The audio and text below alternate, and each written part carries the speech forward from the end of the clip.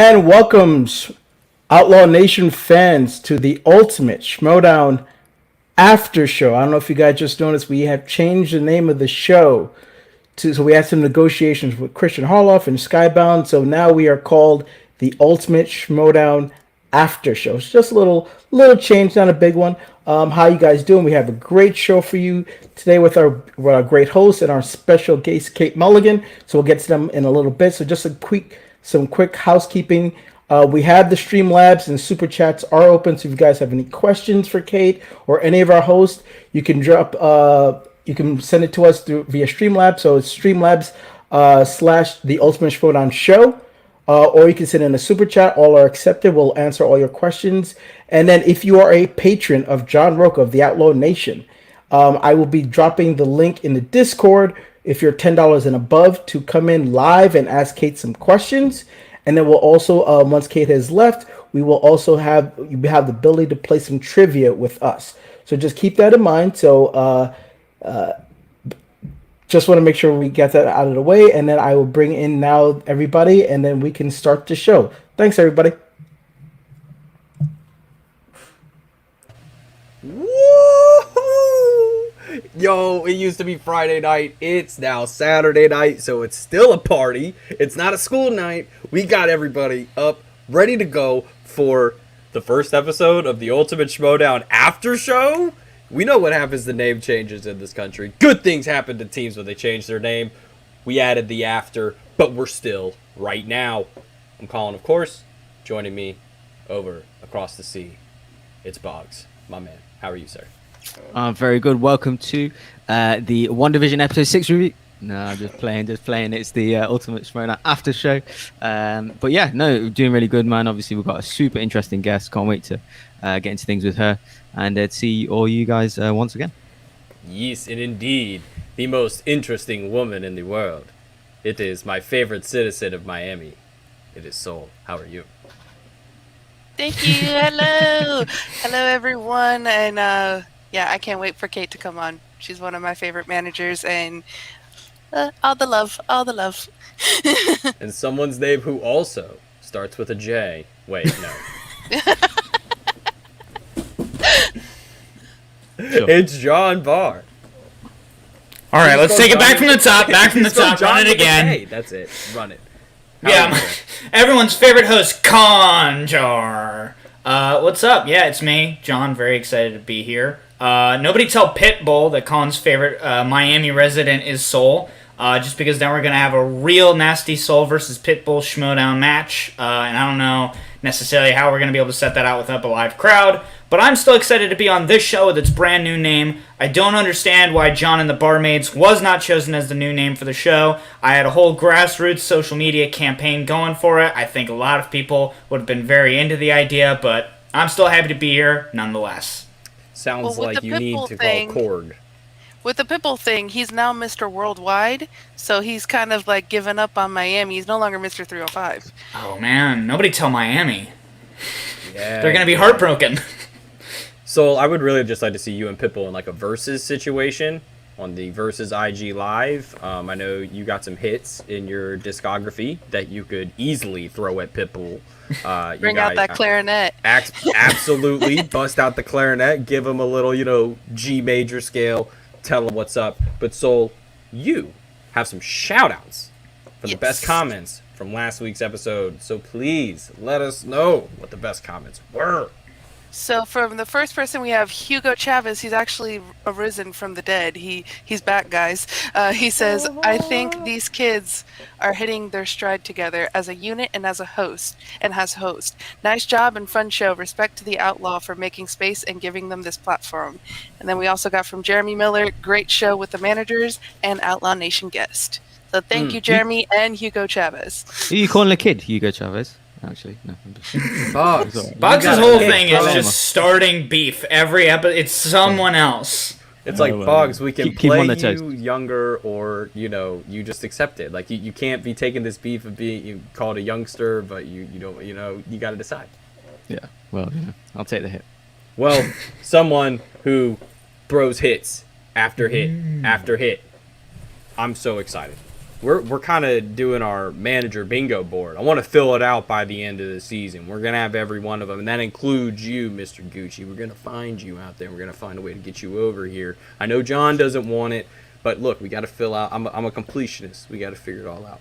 But first, before we get to that, we have the den mother herself, Kate Mulligan, is joining the show right now, folks. Welcome to the ultimate Schmoedown Aftershow, Kate Mulligan. I did like a beginning of the Cosby Show thing for myself, and then I was like, "This is terrible. Why am I canting?"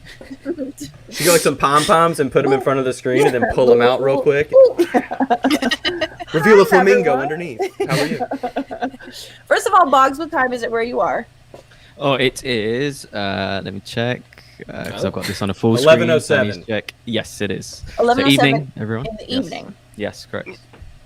Oh, that's technically 2300 where he is. Okay. Okay. And to his next door neighbors in Ireland, 2,300 hours. Sure. Yes, We're so it's excited to have you here, Kate. Like, I'm so excited to be here. Thank you for having me. have been doing the show, the three of us on the top since June of last year. We got it sold last month, and somebody over the last year that we have just been like more Avoiding. I hear you. Avoiding. Yeah. No, I got it. Okay, Avoiding.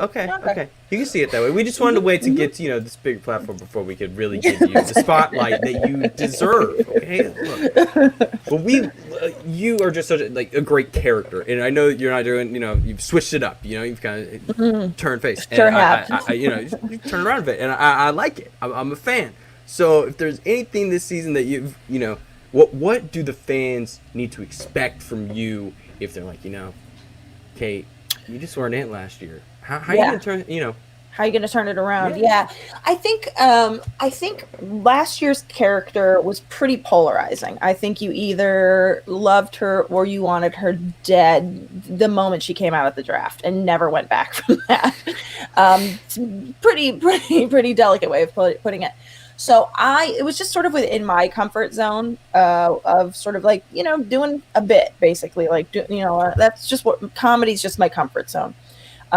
This year, I can sort of see, like, I'm not, when you do that, when you sort of make yourself, like, that's how you get treated.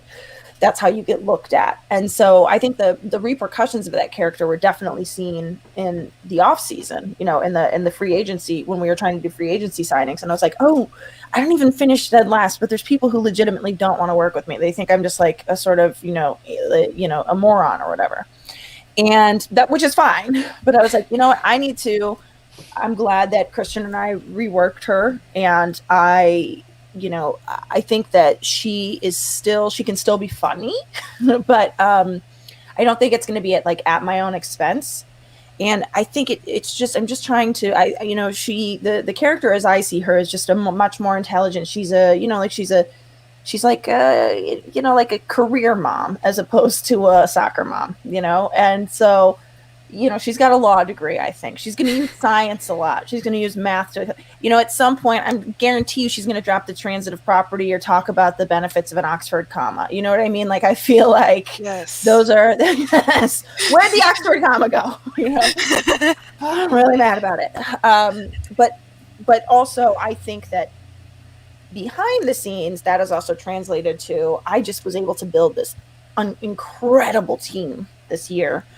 And I know you guys want to talk about the Marisol trade at some point, so we can get into that. But I was able to build this incredible team this year, and I feel like a real responsibility to these giants that have joined me to really give them the best manager they can. And I feel like that does start with the character work. And I think that I'm going to be able to be, if I'm not worrying about what joke to make during their match, I'm going to be a much better manager for them too. And just trying different things. Yeah, I mean, look at that roster. Don't you want to lick every single one of their faces? Oh, I just love them so much. I mean, maybe when quarantine is over. I think I'm going to have to probably wait a few. Right now. All right. I would chew on Saul's beard right now. I would build a bird's nest inside of it. Oh, goodness. It is luscious. But one of the newest additions to the Den is one of my all-time favorite players. I mean, the man has literally been in the game every single season of the game's existence, and I know, Sol, you are a big fan of what Mark Riley could be cooking up this season. So, were you surprised that he fell that late in the 100%. draft to you? I'm telling you, I worked that draft so many different ways. I'm like, okay, I'm sure Sam is taking. I figured Mara and Laura Kelly were both going to be gone before it got to me. I'm sure. I didn't know in which order. I didn't know if it was going to be Kaiser taking Laura or if it was. I just didn't know. But I knew that Mara and Laura Kelly were probably both going to be gone. So when Sam went Amaru, I was like, wait, that's who we went, right? Amaru first, wasn't it? Yeah. I was like, oh no, this is not going according to plan. So then I was like, okay, we're pulling out we're doing the fucking rookies. Okay. Thomas Harper, got to get him now because I don't know what anybody's going to do after me, you know? So and there was no world in which I thought I would get both Alonso and Riley. I knew when I picked Alonso, I was giving up Riley. I knew if I went Alonso, I was giving up Riley. And it was just a choice. I was like, I just feel like I have to make this decision. And, you know, especially because I feel like Riley is he's a belt holder. Like, I'm like, I don't know if Riley wants to work with me anyway. So I went Alonso. I knew I was getting Saul where I was getting Saul. And that Riley still went undrafted by my pick, my second round pick, which was the 14th spot. I was like, this is bonkers. How is this happening? And I was like, well, there's a team that's going to go out and murder this season. I just couldn't believe it because I was like, okay. And then in the 14th spot, I'll pick up whoever I need for either Alonso or Riley, whoever I get at the 8 or 9 pick. I'm going to pick up their teammate in the 14th spot. I can't believe it was Riley. I can't believe it to this day. It's like, I think a lot of people are underestimating Riley. He is a 2-time belt holder. He actually is really good if you watch the matches. Even the match with Ben Bateman where they were losing, he did better in the second round than Ben did. He knew all of those answers. And so I think it's going to be you being a manager that is underrated, Mark Riley going in this season underrating. I can't wait to see what the two of you do together. I can't wait. And there's that big pay-per-view that will be coming up between them in March. So, I mean, I've never had a title match to speak of, or I've never had a pay-per-view match for that reason. It's like, I mean, I guess that's not true. I guess I did have Zaflirt and Klaus versus Kevin Smith, but then you know what I'm saying. Like there's pay-per-views and then there's pay-per-views for sure. One thing I was curious about as well, talking about Riley, is I think, you know, looking back at kind of his legacy, as storied as it is, one of the big things that kind of caused a Riley renaissance, if you will, was the new team of Who's the Boss with Ben Bateman. So one of the things I was definitely curious about asking you is, are you eyeing up like Mark Riley as specifically a team's competitor, and who are you going to be pairing up with? But it sounds like you've kind of got that idea on lock. I'm almost, unless something changes, unless some of them has some sort of scheduling issue by the time we're playing teams and they can't do teams or whatever, it's going to be Alonso. Yeah. So Alonso. You heard it here first, guys. Yeah. That was always the plan with the draft, was that we were going to pick up either Riley or Alonso at the 8 or 9 spot. I was picking up Saul at the 8 or 9 spot, and then I would then pick up the teammate, so either Riley or Alonso. Never thinking that I could build that team. But yeah, it's going to be Riley and Alonso. I think they know that, but maybe they don't. I don't know. Alonso and I have yet to talk. Also, breaking news. Yeah, I was going to say he's so busy with the film festival that just happened, Sundance. So Sundance. That's called training for the Indies division. Yes, that's what that is. That's called. Honestly, if you can't beat them with festival darlings, get a festival darling yourself. You know what I mean?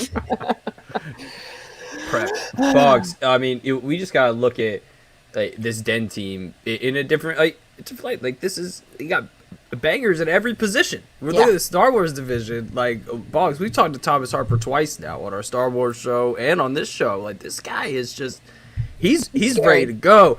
And I say, like, Boggs, we were a little surprised with the third pick, but we know what he could do, right?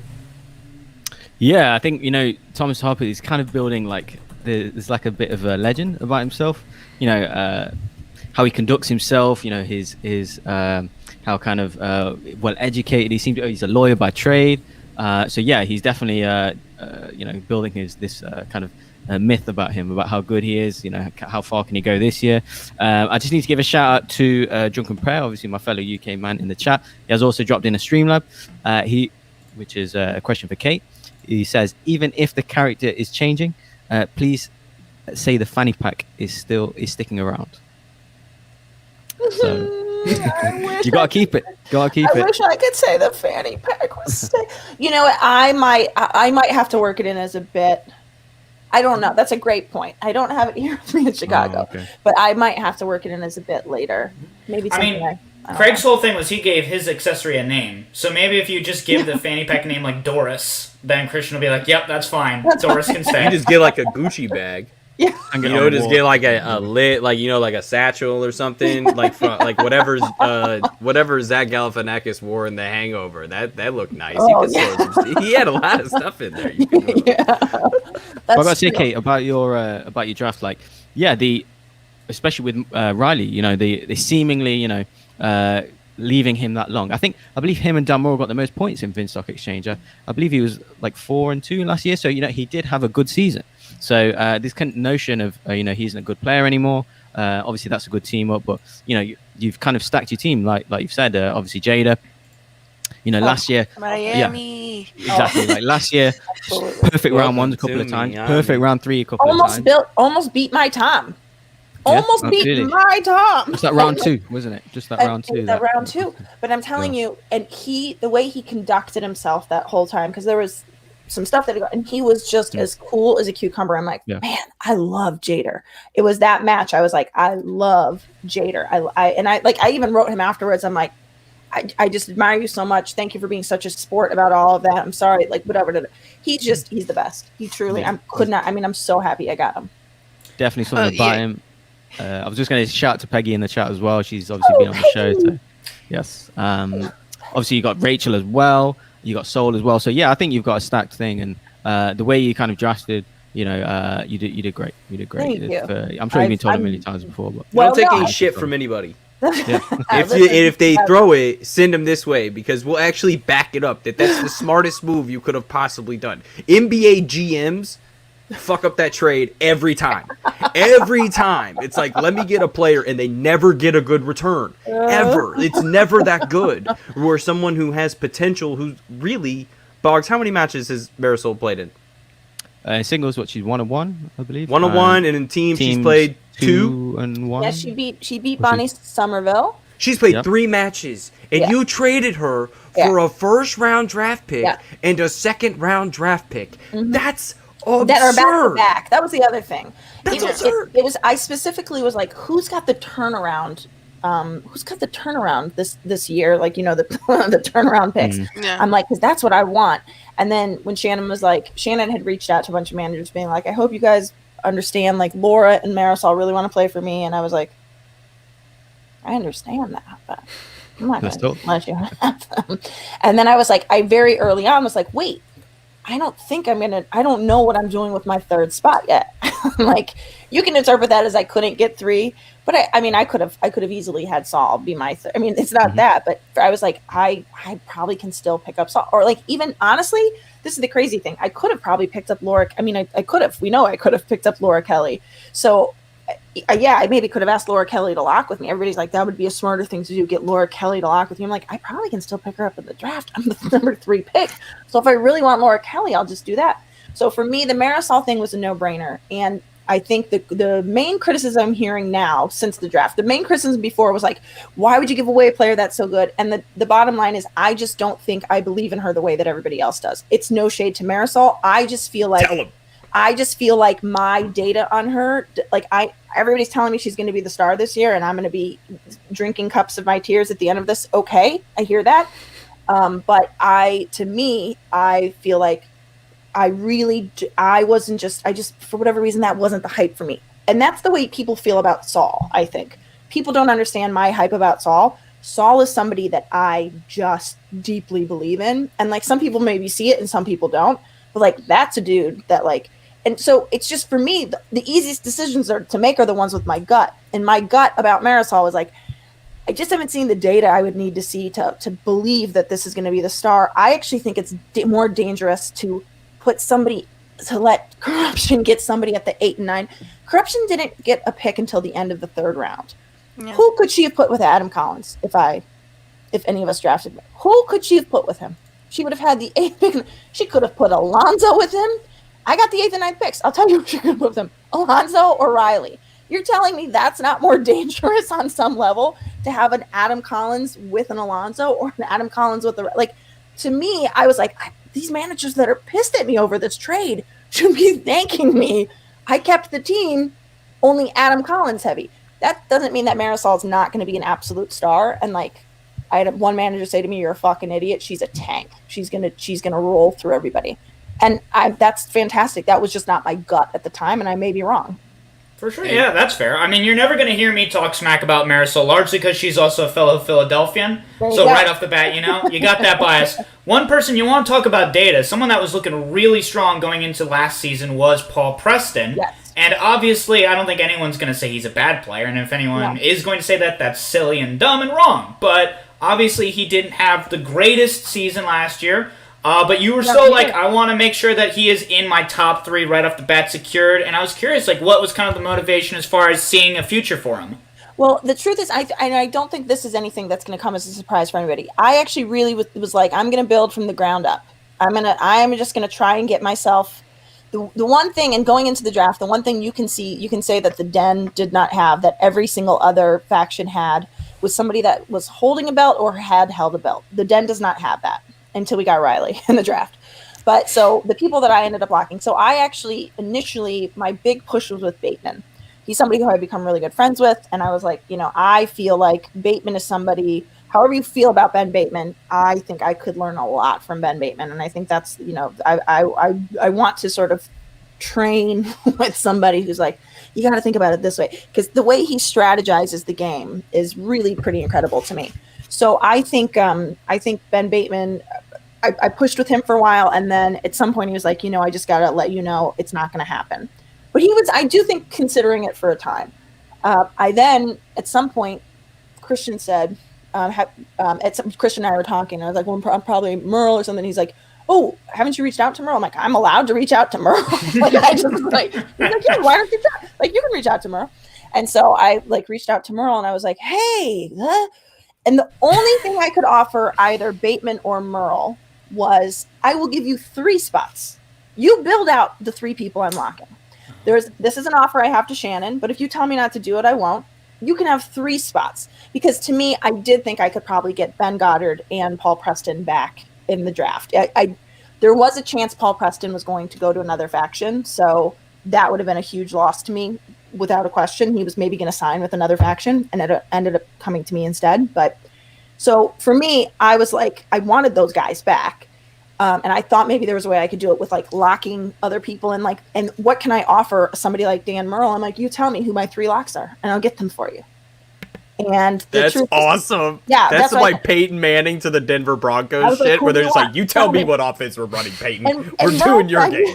Yeah, and I said the same thing to Ben. I said to Bateman, I was like, listen, it's not the Den. It's like, it's like Lee Daniels the butler. It's going to be Ben Bateman's the Den. Like, you tell me. That's the only thing I can offer you. I can't offer you great management. I can't offer you I had a rookie year. We don't know what it's going to be like this year. I can offer you a more serious manager at this point.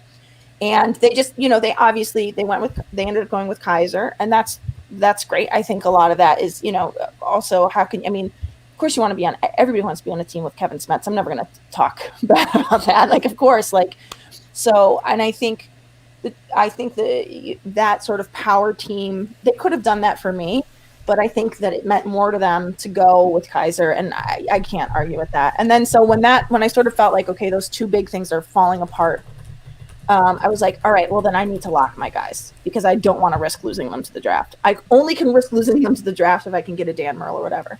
Right, and I was looking at one part of your season, Kate. There was one thing about the everything that kind of seemed like everyone was angry at you, or really happy at you. Right, like there was two. They're like, oh my God, Kate, that's so great. I was like, no, Kate, that was dumb. An idiot. Yeah. It's so we were great. on There's the like no happy side middle over ground. here. Yeah, that's why we're here. We're here to find the middle ground. So I present to you this. What has to happen like this season and this kind of goes. Mike Shea put in a super chat in the chat. It says, "Well, your big goal for the Den, but like, what is the goal for this trade to be successful in your eyes, to where you as a manager are like, I'm confident that I did that, and I don't want this to be like."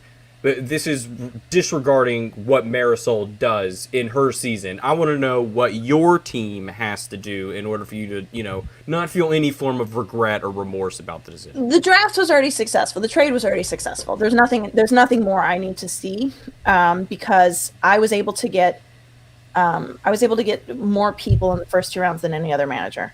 So yes, they locked one more person. But again, I just didn't know that Marisol. I thought there was still people in that first round and that second round that were worth locking as much, if not more, than Marisol.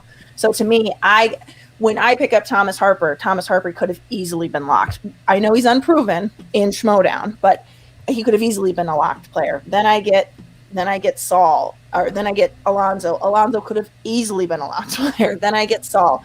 Saul. Some people might say Saul was getting pursued by 2 other managers. Saul was the one that I was like, I actually might lose him in the first round. He almost beat Brendan Hanna. And he did. And that was his first ever. That was his first ever match. And there was internet problems that were like, no excuses here. But like, that guy comes out, and the way he works, the way this guy works. And also, it doesn't hurt that he cuts the best promos of anyone in the game. I mean, the dude is just, he's just through and through like a solid player. So to me, I'm sort of like, well, yeah, I guess I lost the chance to lock Marisol, but then instead I ended up in the first, and we can say that it was the 2 picks in the first round, but that second pick is the third pick I got was the first one in the second round. So they're all really first rounders, if you ask me. For one lock spot that could have been in the first round, I got 3 first rounders. So to me, it's already, mathematically speaking, it's already regardless of results, it's already a success for me. Was that I traded something that was worth this, and then I got that. I mean, if you think about it, you put a value on players. You say like players that are going to get locked are worth 4 points each. Let's say just an arbitrary point system. Okay, so I traded someone away that was worth 4 points, but every player that you can get in the first round is worth 3 points. So to me. Great. So then I got, and then in 2 points. So second round is 2 points. So then I'm like, well, okay. So then I got a 3-pointer and a 2-pointer. I'm up 1 point from what I would have done if I kept with it. So for me, it's numerically, it's just, to me, mathematically, scientifically, whatever. It's just what makes sense. I don't think anything needs to happen. That being said, what are my goals for the Den this year? That's already in place, which is that there is and it is helmed by Ben Goddard and Paul Preston right now. There is a real camaraderie. There is we're actually a team. I know we're called factions, but we're actually a team. This is like, it's not, every man is not for themselves. We are all involved in everybody's matches. We had a bunch of matches announced. Who's on this? Who are you? You're on this. We've got secret vocabulary that we're using for this. I said, excuse me, and I spit on myself. So to me, it's already happening, which is there's just a lot more organization. And again, thank God for Paul and Ben. Now, the other thing about Paul Preston, I would say, is Paul Preston did not have, and he's not going to be surprised to hear me say this because I've said it to him. He did not get his points last year. Okay? He didn't. That man, I have not seen anyone so ready to slit throats the way that this man is. He's going to be deadly this season. And I think, I think the in the past, it's like you look at that round that he had versus Zipper, those comic book questions, we can sit and whine and cry about it all we want and be like, that didn't work. At the end of the day, this season, he's not going to hit that again because we're going to be ready for comic books. We're just preparing so much better that you're not going to hear the Den whining about anything because we're going to okay, so almost had to forfeit because his internet wasn't working. What are we going to do so that we don't have to, so that doesn't shake your concentration when your internet goes out? What's the plan? We're going to be prepared for everything. So it was a long answer. I'm sorry. No, you're good. No, you're good. It was 2 questions and it was absolutely perfect. Box, any final thoughts before we move on to our questions from the Outlaw Nation Discord? Yeah, so just one last one, obviously, then Sol can go. I know she's been waiting for a while. But no, just want to say, Kate, that, the not so much about, it's just a statement, really. It's not really a question, just about just about you overall, where, now obviously you're a mother, you kind of used to be a stand-up, you kind of went away for that to raise a family and everything. So I don't know if you're aware, but, some people find that quite inspirational, like that you kind of come back to that. And being in SEN and being a bit of like a role model for people, like where you kind of gone from gone being on the comedy circuit to go away, concentrate on your family, and come back to it, and then pick up the Schmoedown, which is a whole nother full-time job. Even us, just as reactors, as after is a full-time job. So imagine for you guys. So yes, you're literally setting examples for people. To go back to chase whatever you were doing previously, previous careers, that kind of thing. So I just want to say that like people do notice this stuff, and they do see that. Even as a guy, like I notice these qualities, and I think, oh, okay, look, if Kate can do that, like that's definitely something that just good attributes to have, and like I said, it's quite inspirational. So that is so. Thank you so much. That's so nice. Nobody's actually said that to me before. So no, I've seen it online. I've seen it on Twitter and I don't YouTube feel like people are like Kate's. I don't feel like anybody's like Kate's inspired me to do. But I think the thing that you're describing is definitely something that is true, which is I sort of went into obscurity. I was never not obscure. I was always obscure, but I was definitely trying to put myself out there a lot more. And then I just thought that was over. I thought it was done. And then Christian sort of plucked me back into it. He put me on Collider Live a couple of times, snuck me into the studio basically. And, which were great. Those were that was I was part of, we all noticed. So that was one of the things where I say my boss appreciated the tonal shift. Like there were some things about Collider Live that shifted into SEN that they took all the good stuff. It felt like there was some of the bad stuff that left the studio and took the good stuff. And you coming over was just so so normal, you felt normal, which is nice sometimes when they're bringing in Cobra Kai people into the all these people, and then it's like, oh, Kate comes in, like, oh, a normal human being, thank God, let's have a conversation about life. This is so great. Thank you. Yeah, I maybe over talk things too, which you feel like, wow, I really know a lot about this lady. What? I think it's never something I set out to do. I wasn't like, I really want people to know that they can have a second act, because the truth is, I still don't even know if I've acknowledged that this is like a second act for me. I don't know if this just is what it transitions to. I'm so happy in this space that I'd be happy for that. I don't know. I mean, that Mark Ellis is still willing to give me, that I'm doing stand up again is nothing I ever imagined. And Mark Ellis giving me those spots when he has is such a gift, and it's totally unearned because there's so many great stand-ups out there hustling every single day for it, and that he just sort of tosses me a spot and I have to sort of do with it what I will. But to me, I don't know. I think it's that's a very nice thing to say. Thank you. I think no problem. Is the truth, right?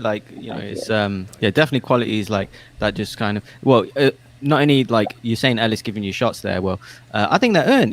Obviously as well as who not necessarily that kind of thing as well. But you're generally that good. You have a different vibe, a different kind of comedic style to a lot of people in this space. So I think it's definitely earned. But yeah, sorry. So go ahead. I know you've been waiting for a while. No, let's keep talking about this. I'll keep going. Yeah, okay. We'll do a one-on-one interview. Yeah.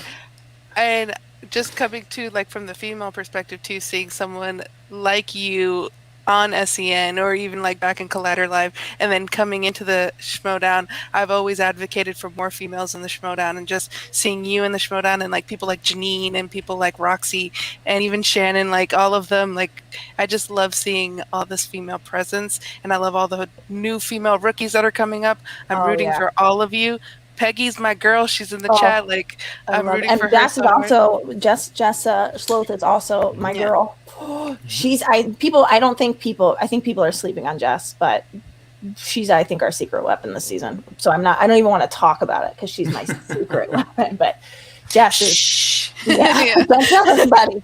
I really got away with robbery on that one because she's incredible. Yeah, it really sucks if we wanted to do a fantasy draft with all of us, because we would all have the same insider knowledge. It would be oh yeah, great pickup. It would just be ooh, suffer. We all know the same stuff.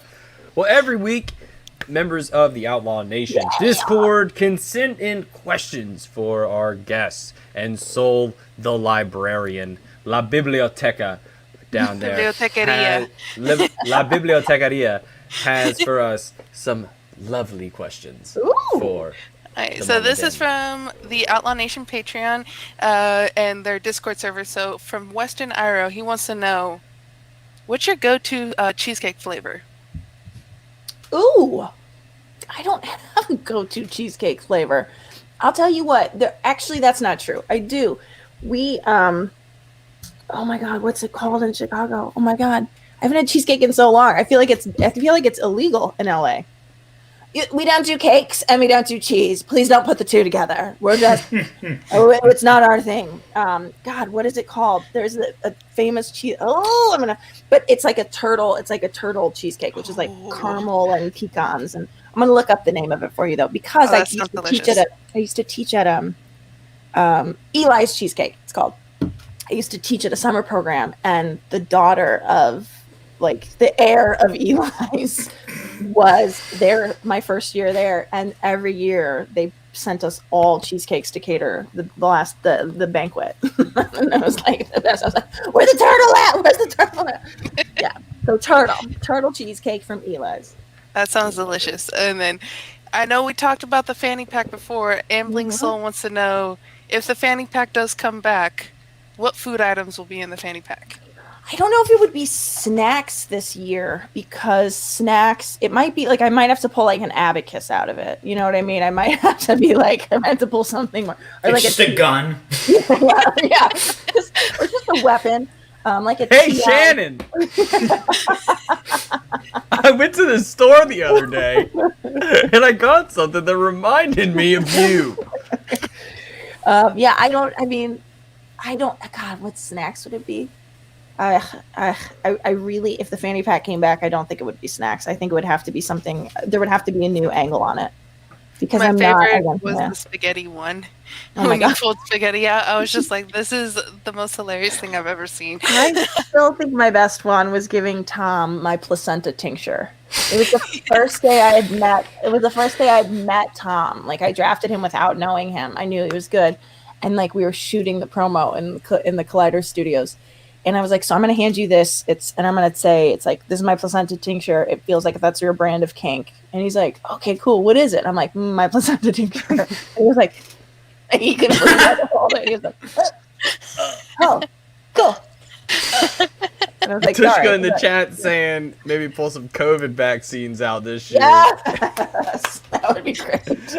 I did love your Passover to what's his name, Paul, as well. Was it a drink? And then he kind of finished it off. Yeah, yes. That was nice. Yeah. That was a good one. That was a good one. Paul and I have a call with him after this tonight. Paul and I are working out our next promo too. We like to coordinate, and also Sean Sullivan and I did a thing last year too. I'm gonna miss Sean, but where the Lysol wipes too. we went over it for days. I was like, what color do you have? Okay, if you pass from the left, if I pass from the left and you take from the right, okay, let's do a practice. It was just but yeah, Paul, the protein shake thing was. I had to hang out with Paul. I feel like Paul's a good time on the golf course. Oh my I feel God. like me and him could go 18 and just kick it for a few hours and he'd be a good time. Let me tell you, if there was a belt to give for most delightful human in Schmoedown, it would be Paul Preston. He'd be a multiple belt holder, because he's just so delightful, and he has every reason to not be, and he just decides to pick joy every day. So love that dude. Hold the belt longer than Alex Damon. Exactly. The only person that could maybe give him a run for his money is someone in the chat, Ken Knapsack. Hello, Ken. Hope you're doing well with the Good People Association, a channel specifically dedicated to enjoying what we're talking about here. Kenny's here. Okay. Ken's got my tortoise. How's my Tommy? Is it named? Yeah, Tommy Johnson. He was saying just slept for 2 straight days, woke up, ate kale, and is now sleeping again. He's got the greatest life. He's got the greatest life. Oh, Tommy Johnson. Yeah, my son, it was, Kate Johnson. Great surgery. It's the best. I actually said to them, I'm like, would you guys mind? I usually just wake him up every 4 days. He's trying to hibernate, but I'm not letting him because his breed's not supposed to hibernate, so I don't know what happens. So that's good. He likes them more than me if he's waking up every 2 days. But my son, when we got the tortoise, I was like, "What should we name him?" And he was like, "Tommy Johnson." I was like, "That's the weirdest name I've ever heard." But okay, yeah, yeah. Sorry. No, you're good. You're good. We're going now from Drunken Prayer. He wants to know: do you have history, experience in stand-up improv? Because you come across so naturally in character, but when you do actual interviews and shows, it feels like you bring a lot of yourself into your persona. Like the Dun Mother is just you letting it loose. Yeah, I think I don't know how to be anything other than some facet of myself if I'm not doing an impression. So there's always, I think that's why it was when I knew I was going to be a heel last season, I was like, well, that's going to be impossible because I can't say anything mean about anybody like as myself, because it just mean people. It's like the mean people are my least favorite thing about the world. So I was like, okay, so I could do it as a character, sure.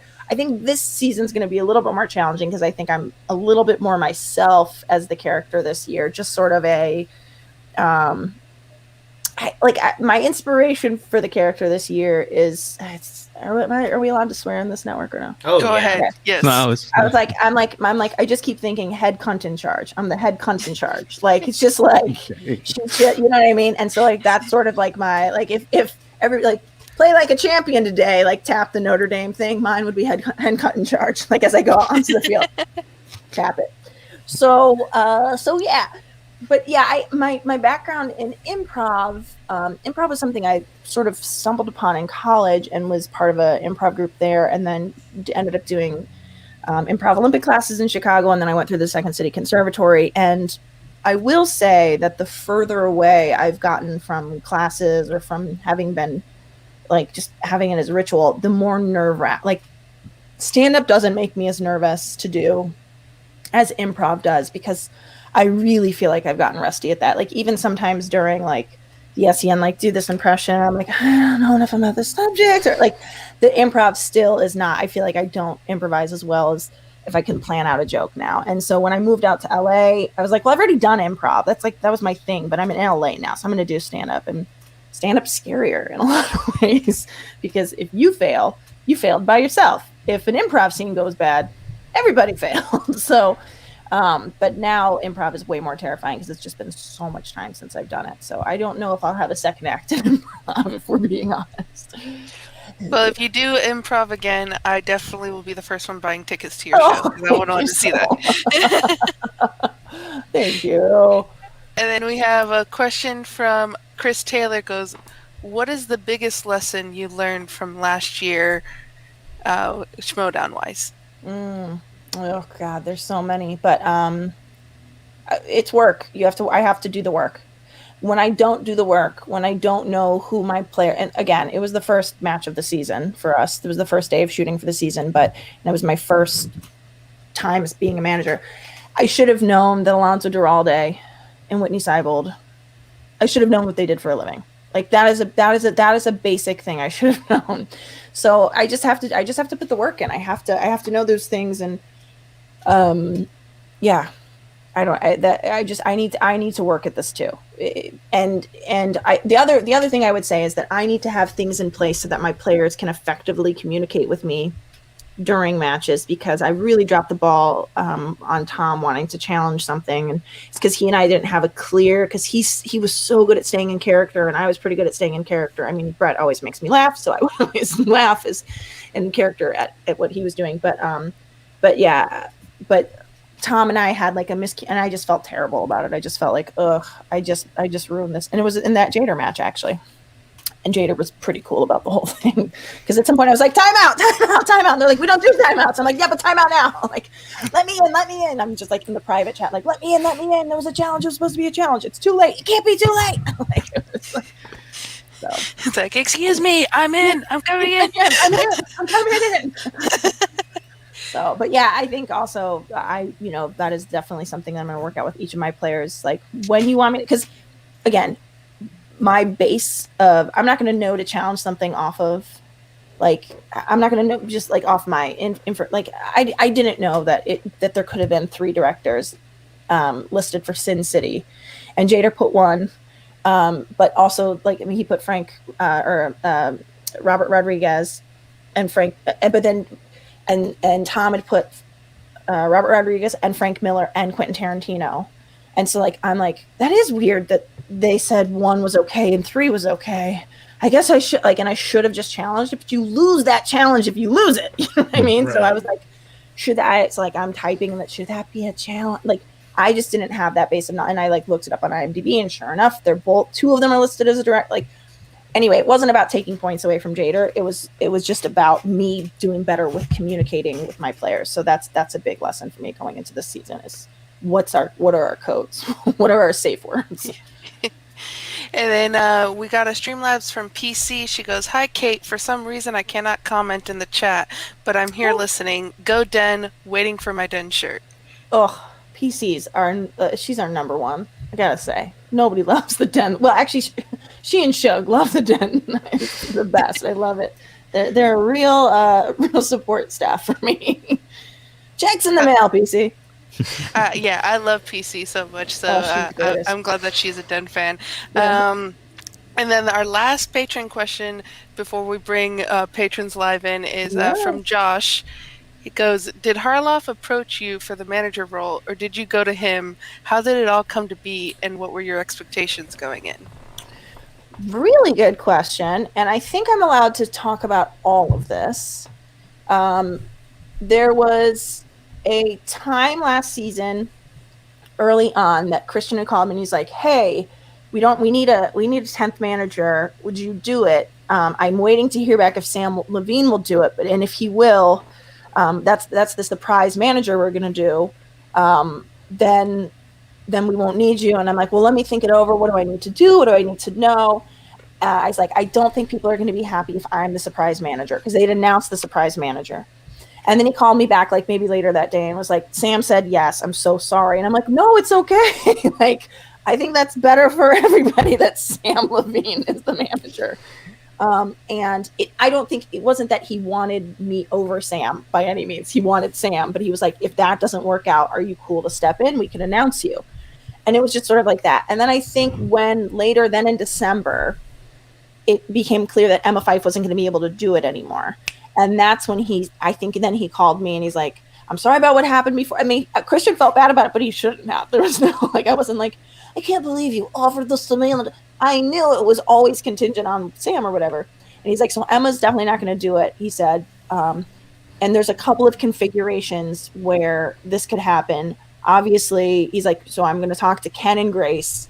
And I was like, "Well, I think people would prefer to see Ken and Grace have a team together.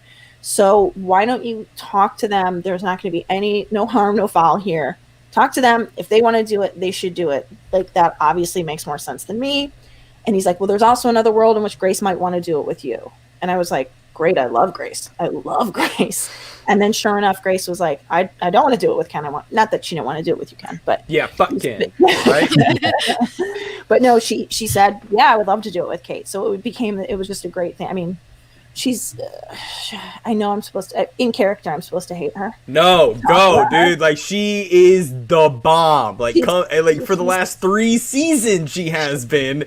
So she's been throwing Emma in the closet. Like, this is like literally, this girl threw Emma in the closet, and we're like, "No, she's fine. She's annoying." No, like, she is a star. She is, and she's obviously blew right past us. She's a consummate professional, and she's a great actress. And like, shooting that scene with her up front at the beginning of the season where she's like, "Let's go piss off some Facebook nerds." I'm like, "Oh my God, this is what it's like to be acting with somebody who's an actress." Like, she's just fantastic. And I'm so glad for this season, because I feel like it did make our friendship stronger. And we already were friends, but I just feel like it was great. But that's the sort of long story of becoming a manager. It was Christian approaching me and me being like, "Sure." But then, mind you, he approached me, I think that was December 28th, because I was packing to come back home from New Jersey, and then the draft was January 15th or something. Like, I had no prep for that draft. I still came out great, but yeah, again.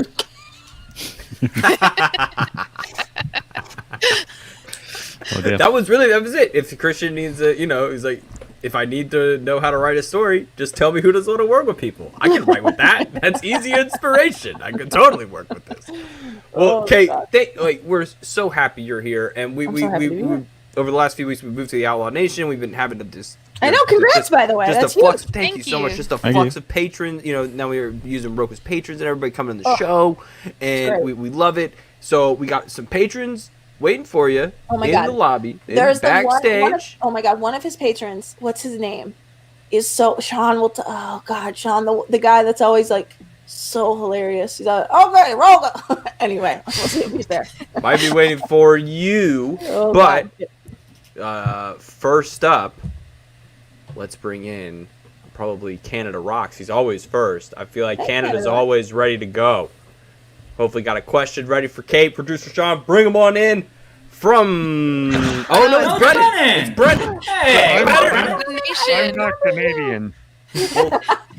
Brendan, I also put up my Last Jedi poster. I don't know if you can see this. Yes, you did well. Thank you. I did that for you this week. Thank you so much. That's very kind of you. Not for boss. I remember you, Brennan, from being on John's show. So good to see you again. Good to see you, Kate.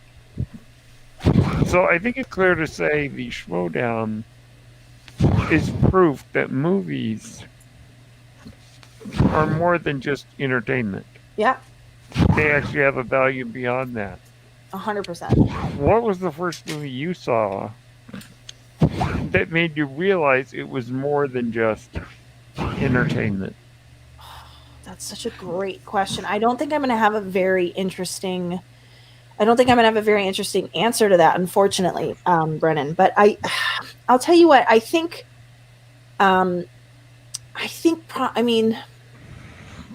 like the first movie that I felt like I really wanted to talk about and like be in a community about, or like have people think the same things of me, was probably around probably in my teenage years.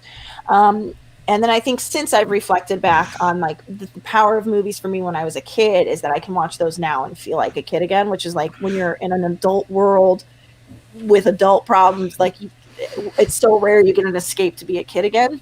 So like there are those movies like, and I think everybody knows it's Goonies for me. It's that movie that if I am just burdened by death and pandemic, like Goonies will.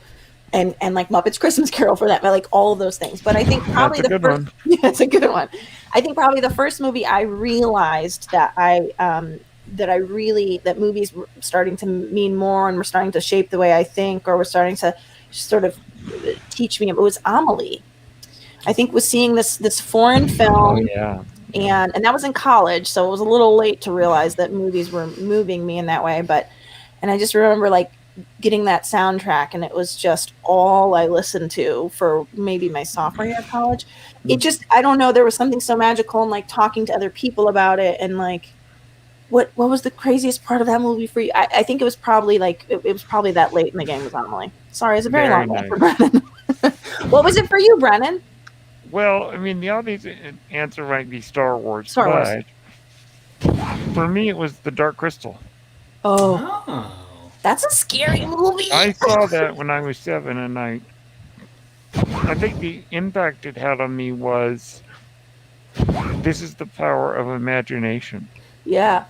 This is what you can bring to the screen if you have the imagination, and of course, Jim Henson being one of the greatest imaginations ever. Yeah. So I'd say Dark Crystal and Star Wars. Another thing brought to life by somebody with an imagination that was very much in line with my imagination. Yeah, I love it. Which has always been overactive imagination. But in this case, that's a good thing. That's a great thing. You kidding? I saw a pretty funny tweet today that was actually in reference to the Dark Crystal and Labyrinth. It was Jim Henson after he finished the Dark Crystal and Labyrinth, and it was just the gif of Michael J. Fox saying, "You guys aren't ready for that, but I think your kids are really gonna dig it." It was just so perfect. It was like, it wasn't quite 1987, but it's hella 2021. We love it over here. And you need an actor's imagination to create those pants that David Bowie wore. You're not wrong. Find the lie, people. Find the lie. Or that hairdo. And the hair. Exactly. Brennan, right. thanks so much for hanging out, dude. We're gonna bring you back later in for some trivia because Yes. we got to go toe to toe on Star Wars trivia this week. Yeah. I'm ready for you this week. Thank you, Beating you Kate. today. Beating you. Thank you, Kate. Good to see you again. Good to see you again, Brennan. Take care. Yeah. Good luck tonight.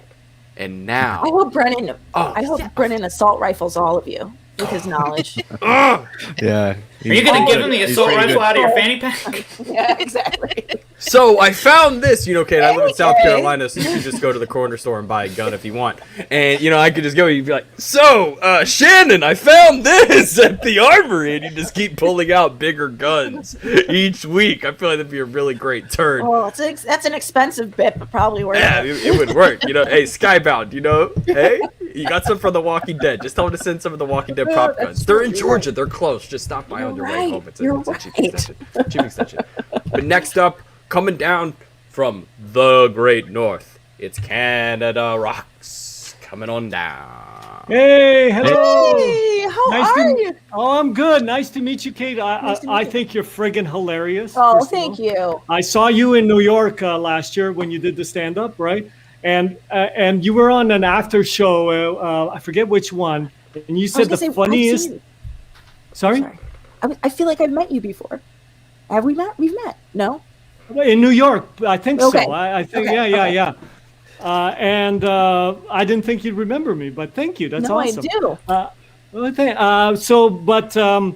So you were on a late show and you said, it made me laugh for 5 seconds, which you said, if I have to watch Roxy hand job Jeff thing to Snyder back life to one life. more time. One more Oh my time. God, for 5 straight minutes. But anyway, Listen, find the lie. Find the lie.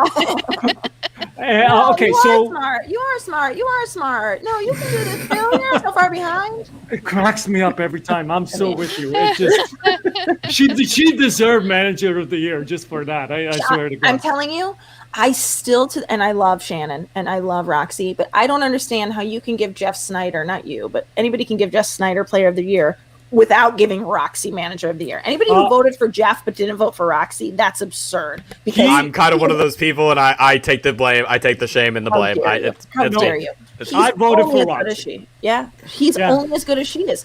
I'm not saying that he should have been Player of the Year. I'm not saying Shannon shouldn't have been Manager of the Year. All I'm saying is that those two go together. Right. He does not get that credit without her receiving some of it. Finally, someone's with me on this. Thank God for you, Kate.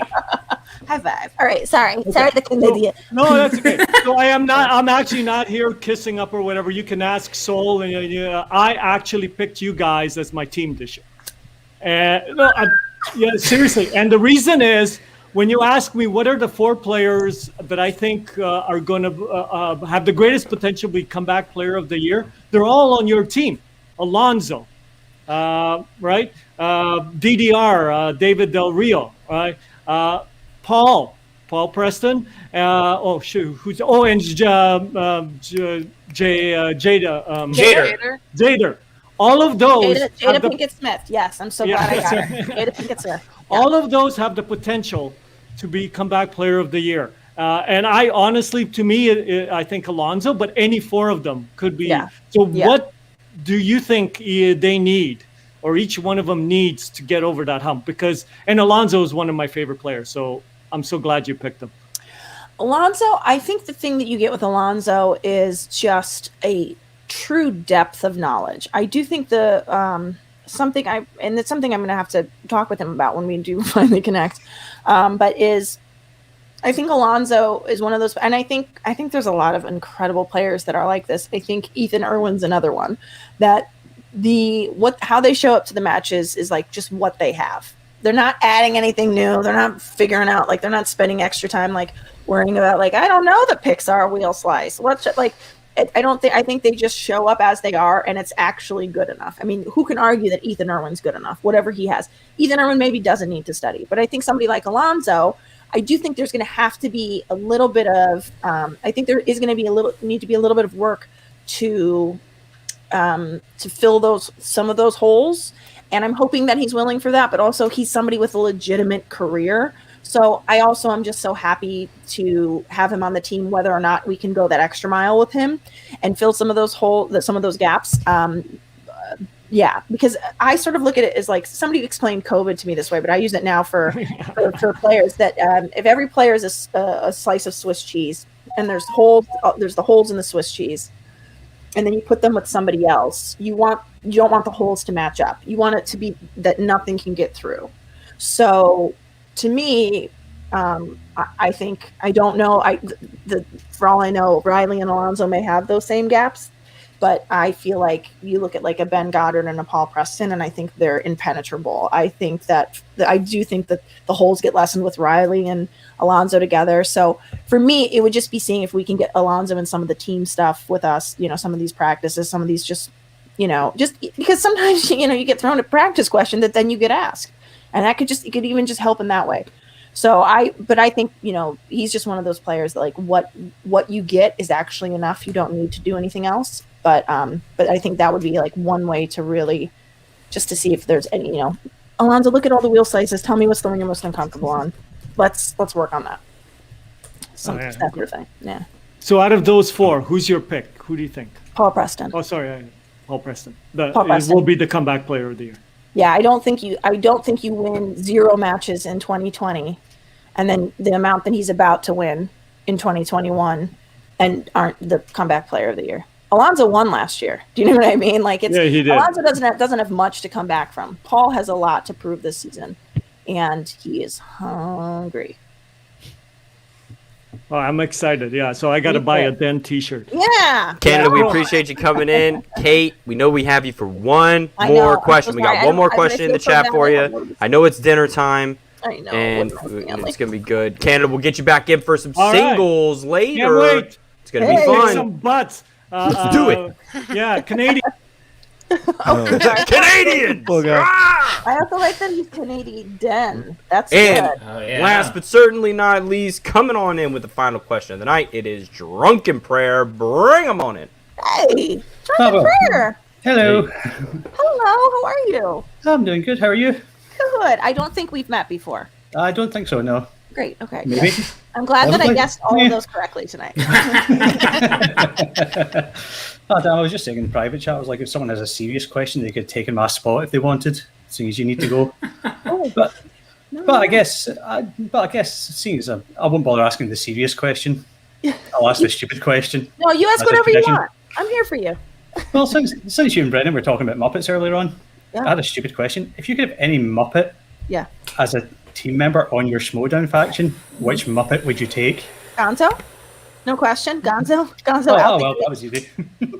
Oh, man. I love Gonzo so much. I feel like I love him as the narrator in Muppet's Christmas Carol. I feel like that he's sort of he's omnipotent in that. I sort of feel like that's just true about him in general. I think he would I just think he would be a delight. Who would you pick? Did I pick the wrong Muppet? I think Miss Piggy as a manager.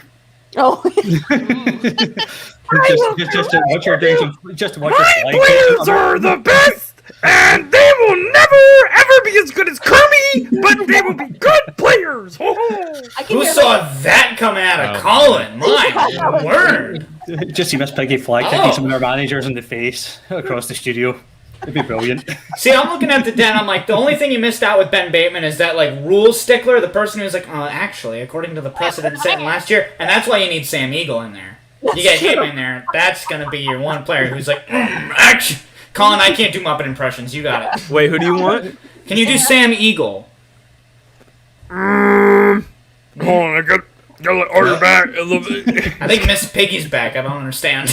No, you gotta kind of like, he's got the huge nose. You gotta kind of get in position for it. Whatever, I'm done. I like Kate's. Yeah. Well, that was a good answer.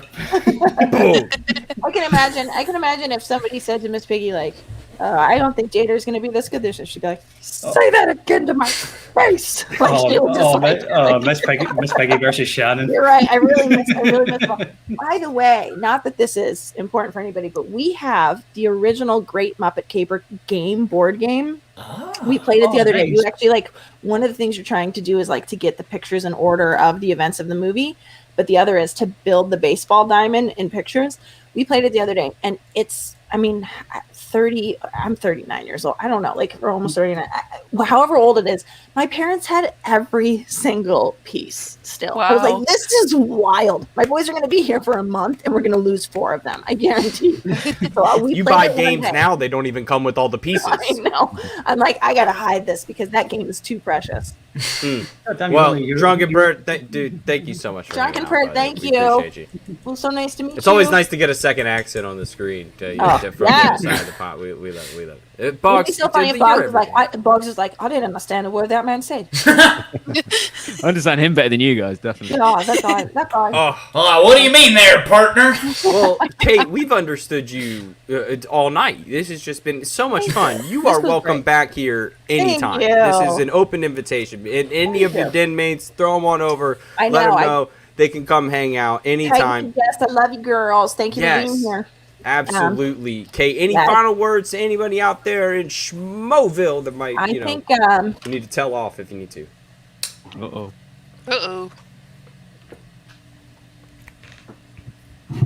Hi, you little dum-dums. Hi. Were you guys sleeping? Were you napping? Were you napping on me? Is that what was happening? Yeah. Don't do that this season, okay? See you at the end of the year when I get my Manager of the Year award because we have a title holder in every single division. Bye. That's all she wanted to say, I think. Good enough. Oh, I gotta plan out my bitchiness. Head cut in charge. Play like a champion today. We can definitely get some HCIC merchandise for sure. I Colin, you're full shirt, muted. Head cut in charge. Can I buy that? Can I buy that on the Skybound store? Just get like the metal plaster plaque and then I'll put it above. I wish if there was, oh my god, yeah, if we could do a hashtag of HCIC. C*****. It's like when Shannon wore that shirt that said "Big Dick Energy," and then she had to put tape over the dick part because she couldn't have that with the kiddies watching the Schmoedown. Shannon, you're about 4 seasons too late on the Schmoedown for that shirt. Otherwise, it would have been totally cool in 2013. Oh yeah, Kate, it's been so much fun having you on the show. Please go have dinner with your family. Thank you so much for hanging out with us. Thank you for having me. And I'm sorry that timing is always so crazy, especially now that I'm in Chicago. Please, we work with 2 East Coasters, a dude in LA, and this fool over on the other side of the pond. Yeah, how about it? I know it's now midnight where you are. Happy Valentine's Day, Boggs. Oh yeah, forgot. Yeah, look at that. That means a lot coming from you. Actually. Hey, so yes. Boggs is my Valentine. Spread That's the word. That's the best part of my Valentine's Day. Thank you. Aisha! I love it. Oh boy! Manager I'd like to faction with. How funny is Paul Preston? I love him. All right, yes. Manager I'd like to faction with. Oh my god. I love him. Now that Skybound is a shirt, and with that we will say goodbye to Kate Mulligan. Thank you so much for hanging out. And say hi to your fearless leader. Tell John Roca I say hello. Yeah, tell John Roca I said what up, and we'll say what up. Yeah, what up? See you guys soon. Thank you so much. Bye. Thank you. Look at this guy. Look at this. She's so much fun. That was just so much fun. This has been such a fun time over the last couple of weeks, just getting to know these managers better. Because I thought, last year we really got to know the players. I feel like on an intimate level when we got to talk to them really one-on-one. And then over the last couple of weeks we had a lot of the rookies come on the show, really get to know the players. But it's nice to see the managers too, because they can come off, just as their on-screen personalities, and that can be a bit abrasive, but it's nice to see, the layers peeled off and see everybody, just as who they are. So that was just an absolute blast. Guys. Good to see Boggs blush a little bit. You're Kate's Valentine. Yeah. Oh my god. Wait, hold on. Sean, if you could change Boggs, if you could change your name in the StreamYard to Kate's Valentine. That they won't see it. I'll take it. Look at this right now. It would be appropriate.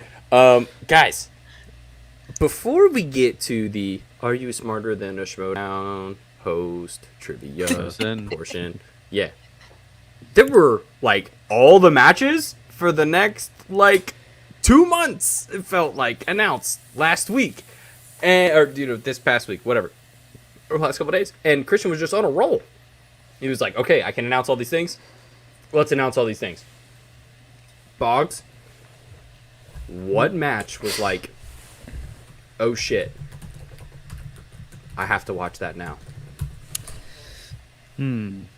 Tough one, because there was a lot, right? So it was so many. It was like, any fancy. It strikes all your fancies. Okay, so first of all, as well, is who is Jessica or anyone, Elder Den or Peggy in the chat? If you are, let us know. DM us on Twitter if you guys want to come on and play with us a bit of trivia at the end. Play with some Patreon. Yes, yeah, come on in. That'd be awesome. Yeah, Peggy, come on if you're free. Come on down.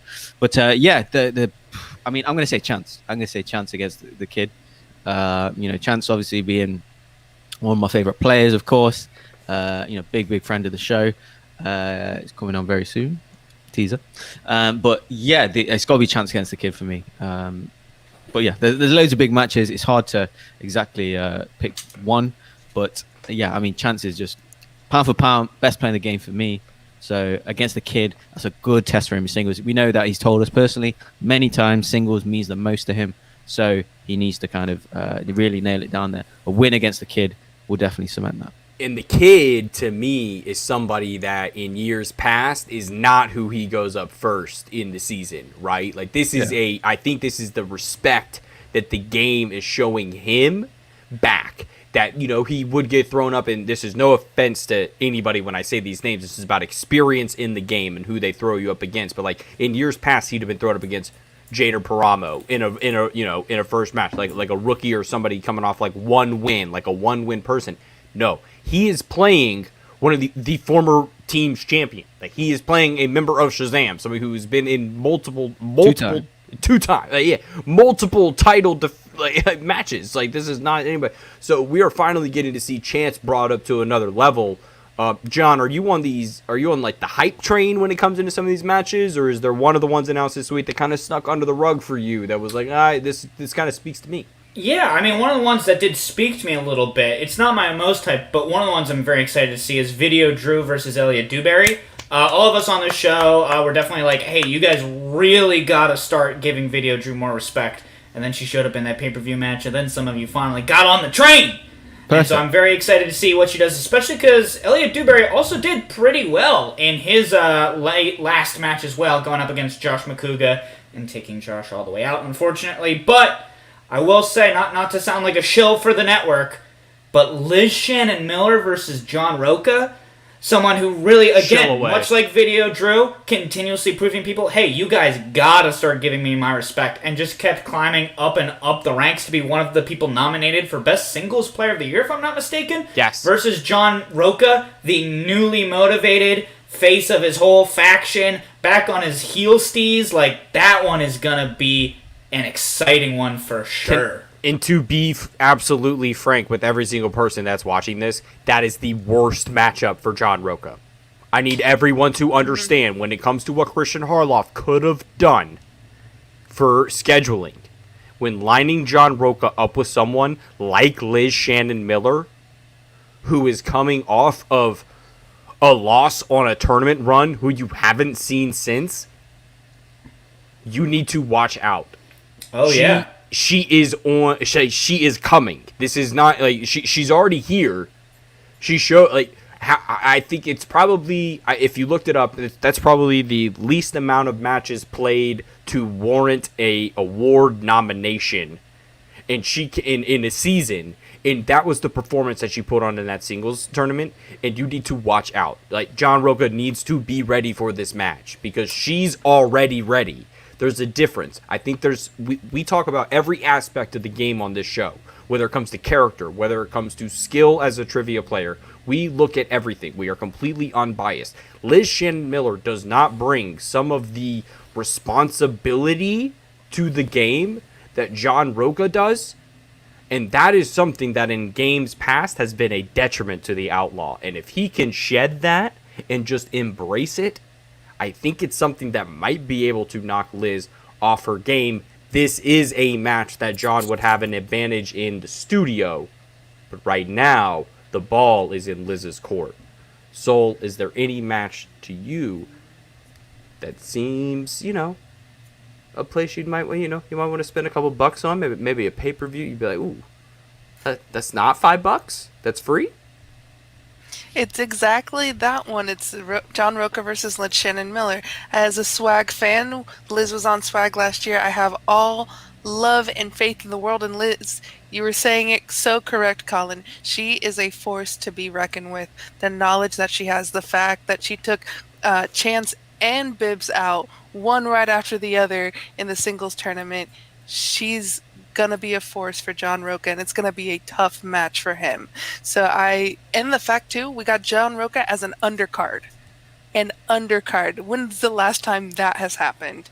So I think we're going to see him probably bringing that fire of being an undercard because he probably doesn't think he should be one. And then you're gonna have Liz come in with the fire of what she was building last year. So I can't wait to see that match. Yeah, and you got to think that that's something that's like when you look at things that people bring to the table at the beginning of a match. If you have 3 minutes or 2 minutes to talk at the beginning of your match now in these StreamYard matches, it's just not the case when we're going to get to the back into the studio. But John's going to be talking, and I really don't think Liz is going to listen. I think that that's something that has to be taken into consideration, that there are some people that really can let what their opponents say to them get to them. And I don't think Liz is one of those players, which is one of the reasons why I think she's the most dangerous opponent for John in this first couple of rounds, because the things that John can throw at someone to throw them off their game is just nuts.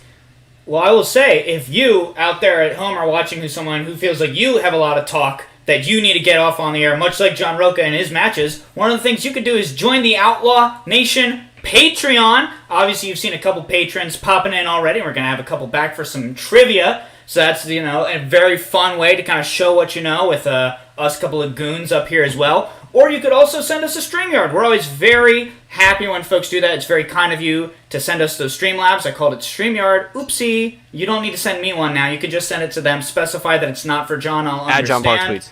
At John Bar Tweets on Twitter and Instagram. But yeah, it's also just a fun way to kind of get involved with the show, much like Mike's comment that we put up earlier, and we got to talk about a little bit with Kate. And thank you so much to all the people who think we're, cool enough to hang out with, because, folks, this is my favorite part of the show. I'm not good enough to be a Schmoedown competitor because Boggs put me to shame. I thought I was going to be good enough to be a Schmoedown competitor, but then one of my best friends put me to shame. Folks, this is the greatest segment of any after show on the interwebs. Oh. It is, are you smarter than a Schmo... No, this is a true fact. This is the fact of life. This is the greatest segment of any Schmoedown After Show. Are you smarter than a Schmoedown After Show host?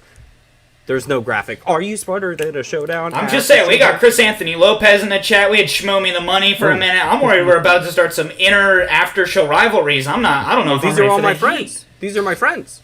Schmo Me the Money. I mean, I feel like I was robbed because I didn't know the rules when I went on the show, but this is c'est la vie. Boggs, I think you're gonna go in there and crush. I think Schmo Me them. All three of you would go in there and crush, because I know you guys are just the best.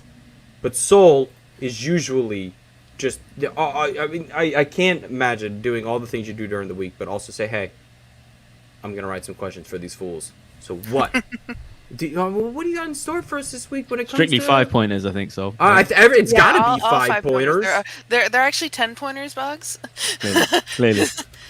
But so if you are a patron and you are coming in, please indicate in the private chat if you want to play singles, IG, or Star Wars. We are going to, right now, you're only going to play in one division, and we're going to go all the way till we have our Brady Bunch 9. So if you indicated for like singles, but everyone else is already up there, you're going to have to play in IG or Star Wars. I'm sorry. But if we don't get to our Brady Bunch 9 and you've already played in one of the other divisions and you're still in the background, you can come back up and play in the other division. So, guys ready to come on? Get some questions? Let's get ready to rumble.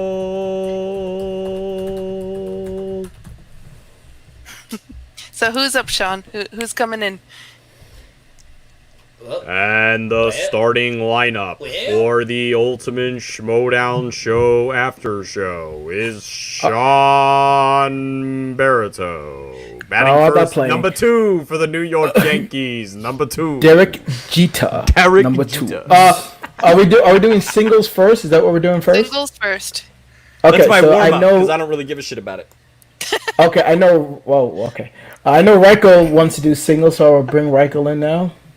Yeah. Hey, guys. Yeah. Hello. And I know Chris wanted to do singles. Thumbs up, Chris. I can see you. Thumbs up if you want to do singles as well. Yes. Okay. Here you go. Where's Tushka? And I'll take. Come on, he's got a big mouth. Come on in. Bugs. Oh, sorry, Stop it! Sorry, guys. Stop it! Sorry, little Is face. there anyone else who indicated singles? Anna Smithy, where are you? Come on. Bugs came Yeah. onto this channel and chose violence. Hey guys, we're gonna start in like 1 minute. So if you're not here within 1 minute, we're gonna start. Peggy let me And down. it- Peggy it- said she can't play. So she's, Well, Peggy, you know training she's me. got her own studying she gotta go through. Yeah. I know. She's Tushka played with us said, before. let me It's a I know. big I'm ass. just playing. Just teasing. And like I said before, if we have space for 2 more people right now in our Brady Bunch 9, so if let me get my beer. So assume that Tushka is 8. So we have 1 more spot left open in the Outlaw Nation chat. Hey guys, before I go, you guys forgot to talk about this match. This is the one I'm Sure, sure. yeah. That's a banger. I mean, that is. That's a good one. Literally too many That's a good good one. matches. And that is an undercard as well. Do you believe You it? talk about cheesecake holes lining up. That's a team that was Okay. unstoppable. That's a twosome right there that I wouldn't want to deal with ever. Yeah. All right. Who do you All guys right, so I know Brendan is backstage. I know he wants to do Star Wars, so we're gonna save him for Star Wars. 50 thumbs up if you want to come in for singles. Otherwise, we'll start. He said he wants IG and or Star Okay. Wars, but Me Ooh. I say let's kick it off. we have Let's 2 just. more spots that if either 50 or And, well, Brennan, they can come in. Alan Smitty's here, so he can come Alan into Smitty, singles. bring him in. Yeah. The director is here. Director, what The director is here. up? My new favorite after show. Thank you very much, sir. Thank you. So Alan, now we get to be on your set now when you start shooting again because you said that, right? Oh. Oh, that's right. That's right. You guys will get Okay. craft services all free. It's all free. Hey, I'll Okay, lay cool. a 50-foot stinger better than anybody else on that set, sir. All All right. right, you guys can maybe begin, and I'll drop out. Oh, bring Sounds Brennan in so we good. can do the 9 then. Well, we can do it with the 7 got- here. Seven's a magic number. Now here, Oh, this gosh. is normal, non-IG, non-Star Wars, right? Yeah. Yeah. Thank God. Okay. The one, yeah, same for me, dude. Okay, I'm putting your name down because I'm actually going to make sure I have everyone's correct things because last week we actually had some people win outright, but going into a back and forth, Brennan won outright in Star Wars, Colin won outright in IG, and Eric won outright in singles. But I still feel like our Star Wars division is rigged against people who have only seen 4 Star Wars movies, and I'm still offended by that. One of them was Caravan of Courage, wasn't it? I don't know. You don't know what that is, do you, John? Not a Okay. clue. It's like he has no idea what that means. It's completely fine. are you guys ready? Sure. Oh yeah, we're ready. Okay. No, not really. You put me up against Smithy and Rotico. This is right. Wait, No, no. this is the preview. Wait, I'm here as well. You guys are all Preview gonna get of beat. our- I don't know what's. All right, first question in the category of Stanley Kubrick. Okay. Which classical musician is Alex obsessed with in A Clockwork Orange?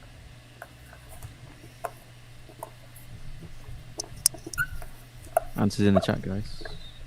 It's not. Oh, right, I gotta hide the comments. 5, 4, 3, 2, 1. Colin. It's only because I'm obsessed with them, but I don't think it's the right answer. Is it Mahler? Nope. Yeah, see? John. I wanted to write Mank, but I wrote Beethoven instead. That is correct. Oh, that's what I almost wrote. And then Boggs. Beethoven. That is correct. Chris. Not sure in the spelling, but yep, Beethoven. That is correct. Ryko. One E short but close. Ludwig van Beethoven. Oh, That is come on. correct. Show off. And the director. You're all mispronouncing it. It's Beethoven. Beethoven, yes. cool. That's probably what threw Colin off. Is he was like, that very famous movie dog. Yeah. It's Smithy's the director, but look at him. He's not a DP. You can't even see him. What the hell kind of lighting is that, Smithy? It's called sunlight. It's natural lighting. I live in Scotland. Never seen that. It's like Okay, in the category of animation, name 2 of the 5 islands of personality in Riley's brain in Inside Out. Like, you just want the thing she was obsessed with. Mm-hmm. Yeah. All right, bet.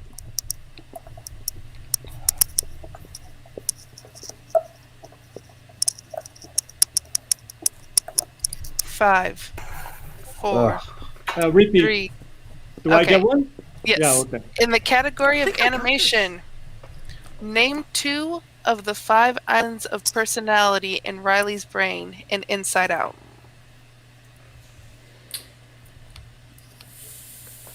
I'm imagining the Inside Out characters in Reiko's brain right now. They're all fighting with each other. No. Yeah, and anger's winning. That's wrong. 5, 4, 3, 2, 1. John. I wrote hockey and friends.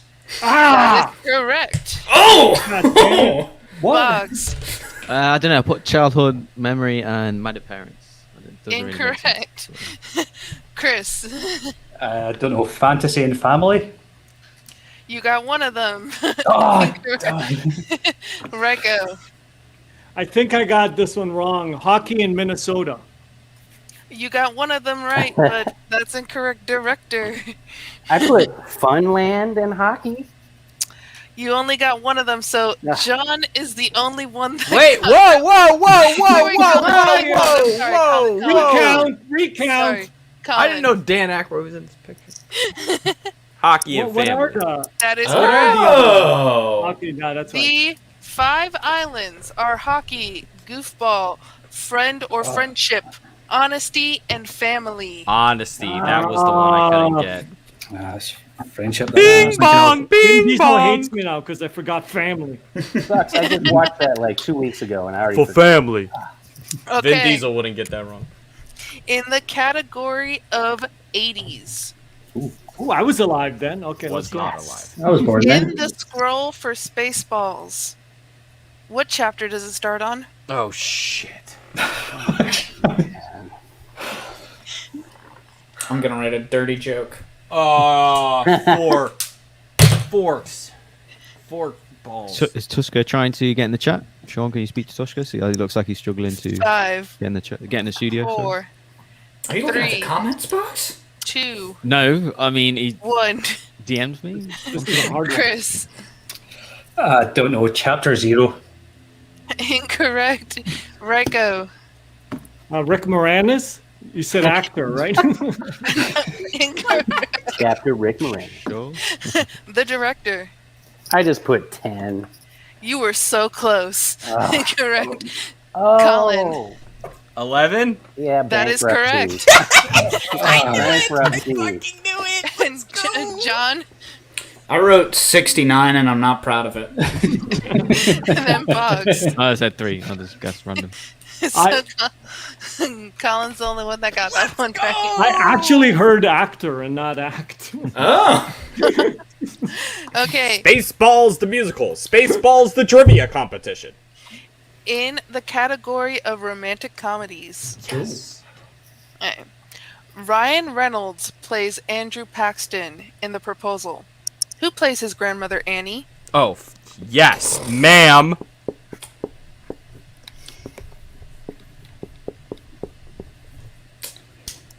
Great movie. One of the all-time forest movies, or forest scenes in a movie. Like, Was it Sandra Bullock who played his 5, interest? Yeah, 4, what yes. what I was weird thinking. first 20 minutes of that 3, movie. Oh, It's wait, so she's weird. not the grandmother? Hold on. 2, You got a repeat? 1. Repeat? Okay. In the category of romantic comedies, Ryan Reynolds plays Andrew Paxton in The Proposal. Who plays his grandmother Annie? Wait, in 10 years, that movie could star Sandra Bullock. as the grandma, but As then the everyone's granny. like really skewed young. It should go much younger. I resent that because she's my age. So 5, screw you. 4, I said 10 years later. 3, Uh, 2, 1. Rico. the glorious Betty White, who I believe is going to be 100 this year. Is that right? Wow. She's a Is she centurion. going to be 100? Yeah, I think Congratulations. she's about to be a That's correct. centurion. She's- And so is Prince Philip. He turns 100 this year. They should get together. The director. I misspelled it, but it's Meryl Streep. No, okay, I wrote Helen Mirren. Never mind. I lied. Colin. Oh, Betty White! That is correct, John. Playing Granny Goodness in the Snyder Cut, probably Betty White. John, you're doing so well on this compared to last time. Just wait till we get to Star Wars, baby. It's all downhill from here. I'm just happy he knew what Granny Goodness was. That just made my day that he even said Granny Goodness. So, Bugs. I said Meryl Streep as well. And Chris. I'm amazed I got this. That was a complete guess with Betty White. Hey! And to those of you that said Meryl Streep, the only reason that's wrong is that her quota is the entire budget of that film, so that's the only reason why she wasn't. Probably. It's the Mamma only one mia. I could think of. Sad for Betty White that she doesn't make that much. That's just so sad. Okay. In the category of Oscars, Oh no. Crap. what Inglorious Bastards actor won Best Performance by an Actor in a Supporting Role in the 2010 Oscars?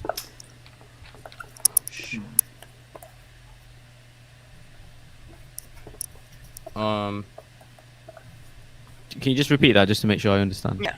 In the category of Oscars, what Inglorious Bastards actor won Best Performance by an Actor in a Supporting Role in the 2010 Oscars? In 2010, not 2010s. Yeah, just That's- 2020. Good question. Good. In 2019, when they gave Inglorious Bastards more Oscars, Yeah, I saw that. That was great. Sam They should Levine. have, you know what? They should have that Oscars for Best Film 10 years ago. Exactly, yeah, right? Yeah, I'm in for that. Hey, Mike, same wavelength, buddy. 4, 3, Sam Levine. 2, I should have wrote that. 1. Colin. Why was it me first? It shouldn't be me first. Is it Christoph Waltz? That is That- correct.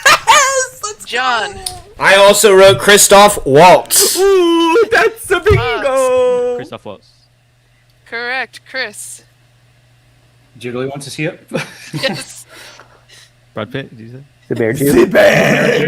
I Rico. couldn't remember who played him. Christoph Waltz. Can you see it? There you go. Correct. And then the Can you director. that?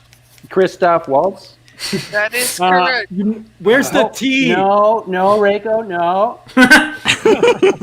Not official I double guessed Schmoedown. myself there. I hate This it. is not third grade. Spelling does not count on the Ultimate Schmoedown After Show. And I'm just saying. right now we have a tie between Colin and John. Whoa. Wait a minute. What? How many? I thought I was. Rico. Oh, no, I think it's because of 3 the out of 5. Inside Out question. So Yeah, Colin it is, has it is, 4 out of 5. John has 4 out of 5. Ooh. Rico and Chris have 3, and then Boggs and director got 2. So Oh, that, You can wow. still tie, though, maybe. yeah. So this is for Colin and John. In the category of biopics, who plays Abraham Quintanilla, Selena's father, in the movie Selena? Why did I just blank on his name?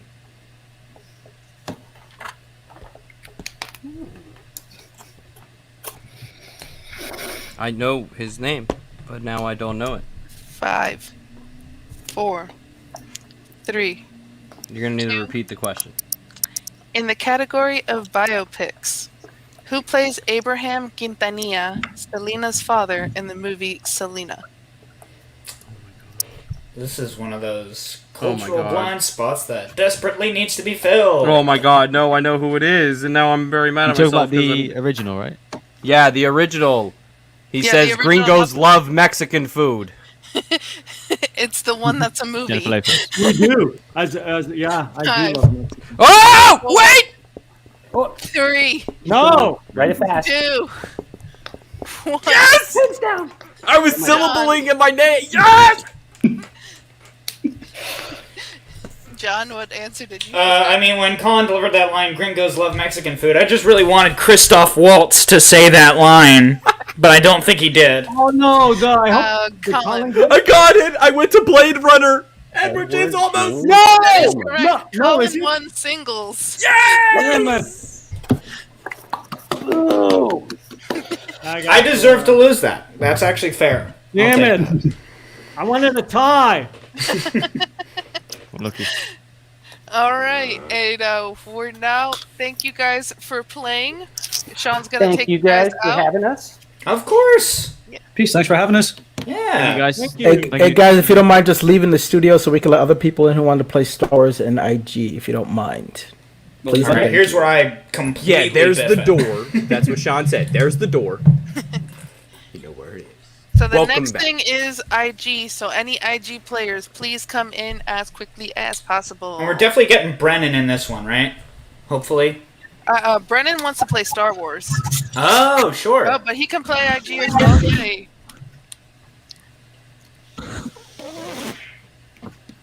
Well, we for sure are having Brennan play Star Wars because Colin and Brennan have that rivalry right there. Rematch. I just want Brennan in because now that I've been beaten by Colin, I know Brennan is gonna beat Colin, and I feel like I'll be avenged. John, are you very proud of Who yourself? avenges I'm very the proud of Avengers? you for making it that far. I mean, listen, I feel okay about singles trivia. Like, that I can get. It's, now in these divisions where I'm like, ooh, alright. I've seen some Marvel movies twice. You Oh, just no. brought your accuracy up, John. Ah. Well, I think Colin and I are supposed to have a match on a network at some point, so that's, that's interesting to know. Fan lead show. Doesn't mean like HBO. It means like. We meet again. No, it's definitely HBO. It's Fight Night on Friday night. Yes. Yeah, sounds good. okay. Where the heck's Tushka? Come on, Tushka. What are you Tushka, doing? There come on. he Hey, is. bro. You gotta About match time, the sir. color. Hey, how about that, dude? Late. Here, bro. Cheers to that. Show. How you feeling, Tushka? Doing good. Salut. Winterizing my salud. Well, I was winterizing my house because it just got to 20 degrees in this big storm, and then I hear like a little whistle in the wind. And it's like, Boggs talking shit. It's like, I gotta go. Yeah. Well, it's 61 degrees here, so. Well, I'm gonna move over You there, guys Brennan. are going to hate me. It was 82 degrees earlier today, but now it's 75 because it's nighttime. Oof. So rough. So rough. It's So- 43 I learned here, better man. than to talk 43 in about the Charleston. temperature out here in LA. I know what happens to me if I do that. Yeah, lightning strikes and fires Yeah. start. Bad So, luck. so get on with the show. Okay. In the I had to work in an orange sky once, Colin. You could go fuck yourself. I had enjoyed to work in a hurricane, man. So, in the category of Middle Earth, sorry, Colin.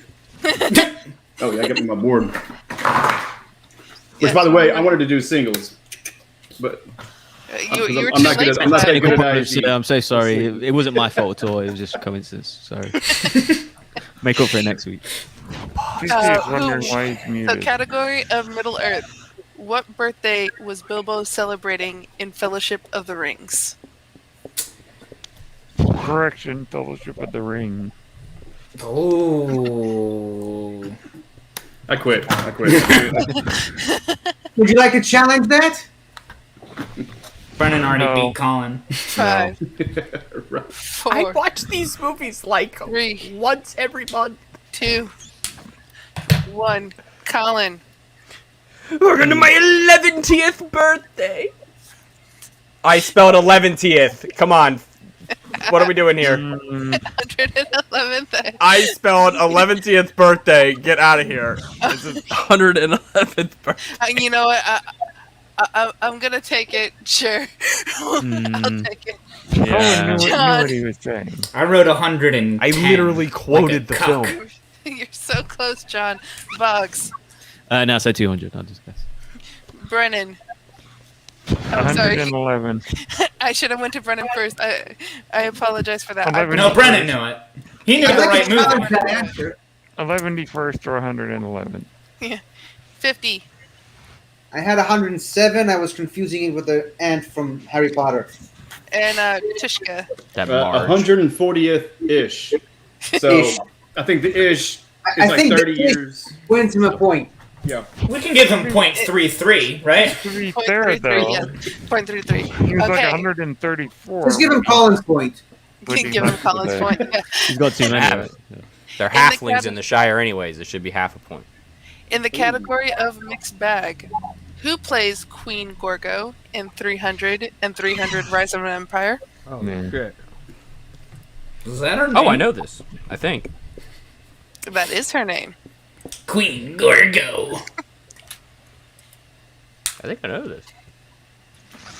That Do you think she shows up in the Snyder Cut? 4, Hey, he's got her number at least. 2, 1. Repeat. Brennan. Oh, repeat? Okay. In the category of mixed bag, who plays Queen Gorgo in 300 and 300 Rise of an Empire?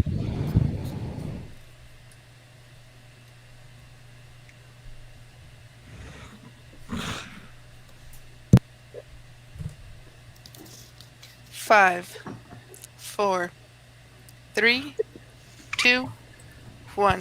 Brennan. Lena Headey. That is correct. John. Thank God Zack Snyder only puts like 2 women in each of his movies. I wrote Lena Headey. Correct. Bugs. Super loud. No, I didn't. I couldn't pull it. 50. Total shot in the dark. An actress Zach likes. Tishka. I mean, he wasn't wrong. Matt Damon. Colin. Look, she's not my favorite on Game of Thrones, but like I now know that the lady who was the shame lady is the football team manager from Ted Lasso, and I'm now the happiest man in the entire world. Okay, in the category of Star Trek. All right, you can just take away the points. In Star Trek 2, The Wrath of Khan, which Charles Dickens book did Spock give Kirk for his birthday? Now that, so, is my kind of question. I think, if I remember the right book. Yeah, I'm gonna be upset if you get it wrong. Yeah, I can clearly get. I've probably. This just is got my it. kind of question, if and only if I get it right.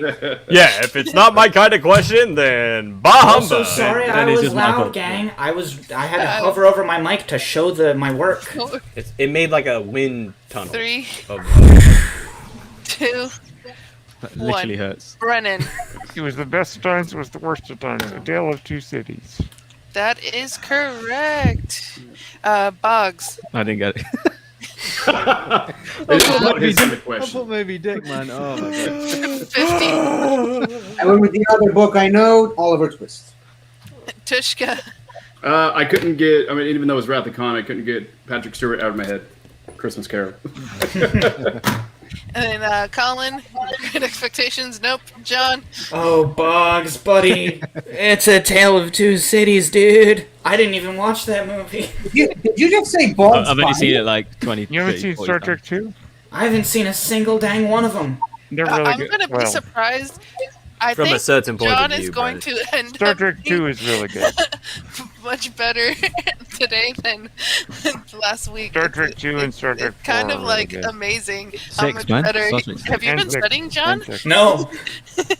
Has he been looking at the spreadsheets? No. Who gave Someone Max give me that? the answers in In your the headphones. category of Star Wars, what is the name of the Rebel Alliance base on Hoth featured in the opening of The Empire Strikes Back? Finally, a question even I know. Man. 5, 4, How about the bad? I mean, it's my huh? kind of question, but 2, I'll probably get it wrong. 1. Brennan. Echo Base. Correct. 50. Is it named after the legendary clone from the Clone Wars? Echo Base? Oh snap! Tushka. I had Echo Base. I was trying to draw one of the ships. 50 just blew my mind. Nice. Not Colin, bad. Looks like I'm at Echo are you Base. okay? No, I he's think, not. You I stay think they the way. broke Colin. Yep. I love Clone Wars callbacks, and literally, I if did Dave not think Filoni of was that. like, you know what word we've used in Star Wars before? Echo. What if we name somebody off of a character we've already used before, and it'll make people cry like Colin on a Schmoedown Aftershow? You just He blew did my do the whole mind. Rex reveal from Return of the Jedi, just saying. That makes me cry every time I watch it now. It just adds new depth to the Yes, film. the Rex. Rex is in Return of the Jedi. John, Anyway, I wrote broth. Bugs. Yeah, that's good. Isn't that a soup of some kind? Yeah, but it rhymes with Hoth, and I was like, well, that's all I've got to work with. Come on down to John Barr's Cantina, where you can have the best Hoth broth. Come on down, where you can have Hoth broth. Made with You have to chicken. get in. Made with tauntaun. Yeah. In Also, the category Or wampa. of Wampa. Harry Potter. Wonton soup. In Harry Potter and the Goblet of Fire, Harry, Hermione, and the Weasleys go to the Quidditch World Cup. Which two countries are playing in the World Cup? Oh, fuck off. This is all Fuck Spanish to me. off, Yes! Yes! Can you repeat the words I don't know at all? Like Do the you whole want me thing. to repeat No. it in English or Spanish? Spanish would probably be easier. This is the Hey, best Harry question ever. Yeah. Wait, which Barney? There's many Barneys. Is there like a Barney? Well, what Barney? Shannon Barney or In Harry Potter and the Goblet of Fire, Shannon Harry, Hermione, and the Weasleys go to the Quidditch World Cup. Which two countries are playing in the World Cup? Colin, I was gonna say they did name one of the ships in The Last Jedi after Admiral Raddus. Yeah, So that maybe- was maybe the one. Michael Bates I know responsible Ken Knapsack probably, Yep. left Yep. the chat already, but I know that Yep. made Ken 5, emotional as well. Yep. 4, 3, That's one time the 2, story group was actually working together. 1. Brennan. Bulgaria and Ireland. Correct. 50. Isn't it Dushka's turn? I'm just gonna go because it's easier. Okay, Bulgaria versus Ireland. Correct. Tushka. So hold up, they have real fucking countries in this. This is movie? the Quidditch World Cup, not the Harry Quidditch Potter like. No, I can't stand Harry Potter. That's why I didn't want to do IG. Set in our Finland world. versus Sweden. Hey, Bugs. I think you guys might be rectifying your. Sounds like me and Tushka got a lot in common. heaviness. Yes. I said Argentina and Australia. Sorry for Bulgaria Correct, versus Colin. Ireland. If you've ever actually played this game on Harry Potter Quidditch World Cup, the video game, Bulgaria crushes every time. Ireland does not have the back end to stop Bulgaria's attackers. Everyone needs to know this. It's just good set in And the they have the real best world. sequel in the business. Yeah, but they lost. I want to know what John's John's answer is. Well, I wrote Ireland and Scandinavia, so I got close. Here come the Bulgarians! Scandinavia is not a Guys, country. guess what? Brennan got every question right. He Hey. has become the new IG champion. Damn it. He's I missed double the one belted. question. Double belted. Thank you. Was Yeah, it just Colin- great? What is it? Just Tale of Two Cities? Is that Yes, all? Tale of Two Cities killed Colin. Stupid Star Trek stuff. Hey, it's great. So we are keeping Brennan for Star Nice. Wars because of that rivalry there between Colin. Hashtag Brennan Nation. Thank you, Tushka. Is there anyone else who indicated to come for Star Wars? Nope, I'm gonna jump out though. All right, See you later, man. See y'all. See you later. Bye. I don't see Anyone else Does coming in? no one want to Negative. challenge me? No one Anyone, wants to smoke, Brennan. Yeah. Thank you. Anyone No, else? I'm John? challenging you, Brendan. Let's just get that clear. I am your challenge, sir. Well, And where were I you got in like 3 or 4 overtime last last time. week? Right? I got a few in Star Wars. I think I didn't get 5, but I wasn't useless. Anyone else, Sean, or is this who's playing? Anyone else who was played singles want to come back for Star Thomas Wars? Harper just jumps into the chat, and we're all just like, ooh. And challenge me. Yeah, if you already played in And you singles, beat him. we have a few more spots if you want to come back. I mean, we should also probably just get it going, though, sooner rather than later, right? Good All for right. now. Sold. Let's Answers were run good. it. Let's go. In the category of The Force Awakens, what is the opening sentence consisting of 4 words in the opening crawl for The Force Awakens? The opening sentence? Yes. In the crawl? Yes. I only saw it 10 fucking times in theaters. I better know what it 5, is. John, you've seen this, right? 4. I know, John. Repeat. 3. Okay. Repeat. Repeat. Wait, All John Barr, have you seen this? Is this one of the 4 you've seen? Well, let's still repeat the question. Yeah. In the category of The Force Awakens, what is the opening sentence consisting of 4 words in the opening crawl for The Force Awakens? Yeah, Sean, you can get Drunken Bear back in. He wants to play, right? Come on down, sir. Come in fast, quick. Chris. 5, 4, 3, 2, 1. Brennan. Luke Skywalker has vanished. Correct. 50. I was worried it would be disappeared. Correct. And then Colin. Yes. Luke Skywalker has vanished. John. I wrote the dead will speak. Bugs. I said Luke Skywalker is missing.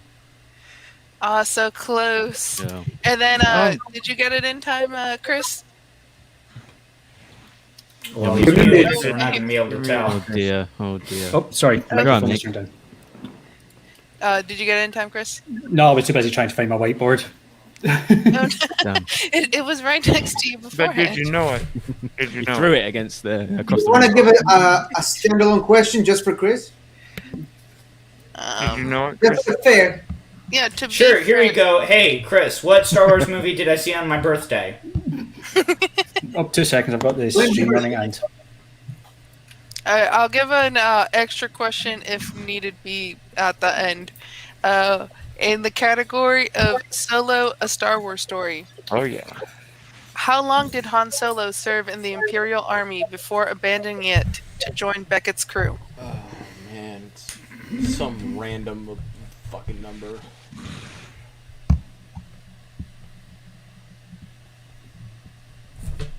Well, I got this one wrong. 5. This was the movie I saw in theaters 4. on my birthday. 'Cause it was all 3. when I turned 22. Movie. 1. Brennan. 3 years. That is correct. Chris. Ah, so much. 5 years. Colin. I said 18 months. Brandon, the title is yours. I thought that first for some reason. John. I also wrote 5. Bugs. I put 3. Bugs, correct. And then 50. I had 2. 3 years. 525,600 minutes. How do you measure? Yeah. Yeah, I'm not going to try to sing But that. someone did the math. Alright, in the category of That's just a year, though, 50. That's technically not the right answer. It'll be that times 3. in the category of the Phantom Menace. Oh, In the Phantom Menace, Qui-Gon Jinn said that there is pod racing on what other planet? Oh, Oh, fuck off. That's not the name of the planet. it's actually the second moon Thank of you, Aisha. Harloff Minor. Ah, fuck. Thank you, Aisha. That's The very second one of Harloff Major. The second one of Harloff Minor is Ballbag. 5, 4, 3, 2, 1. Repeat. Brennan. Oh, box and repeat. Did he get it in In the time? category of the We'll say Phantom it. Menace. Across the pond, he did. In the Phantom Menace, Qui-Gon Jinn said that there is pod racing on what other planet? Other than Tatooine, obviously. He did also say they're the fastest he's ever seen. Yeah, screw it. I'm going to stick with it. Is it though? Like, I mean, Anakin was pretty fast. 5, No, that's not actually what he says. Seen it yet. 3, 2, 1. Brennan. Malister. Correct. Colin. It would be Malice there. But it doesn't matter because Brennan's going to win. I'm sorry. Correct. John. Ireland. Bulgaria. Okay. I didn't have it. No. Ireland. Actually, that's Bulgaria, but never mind. 50. Malister, home of the dog people. Because Colin That's liked right. Clone That's Wars right. references. And Chris. I mean, at least I picked a planet in Star Wars. I said Tatooine. Nice. Yep, Alistair. But you spelled it wrong, Mike Shay. In the category of You tell him. The New Hope, how many TIE fighters are in pursuit of the Millennium Falcon after it escapes the Death Star in A New Hope? I believe this has been asked a couple of times before in the Schmoedown. That's the. Oh, that makes it easy.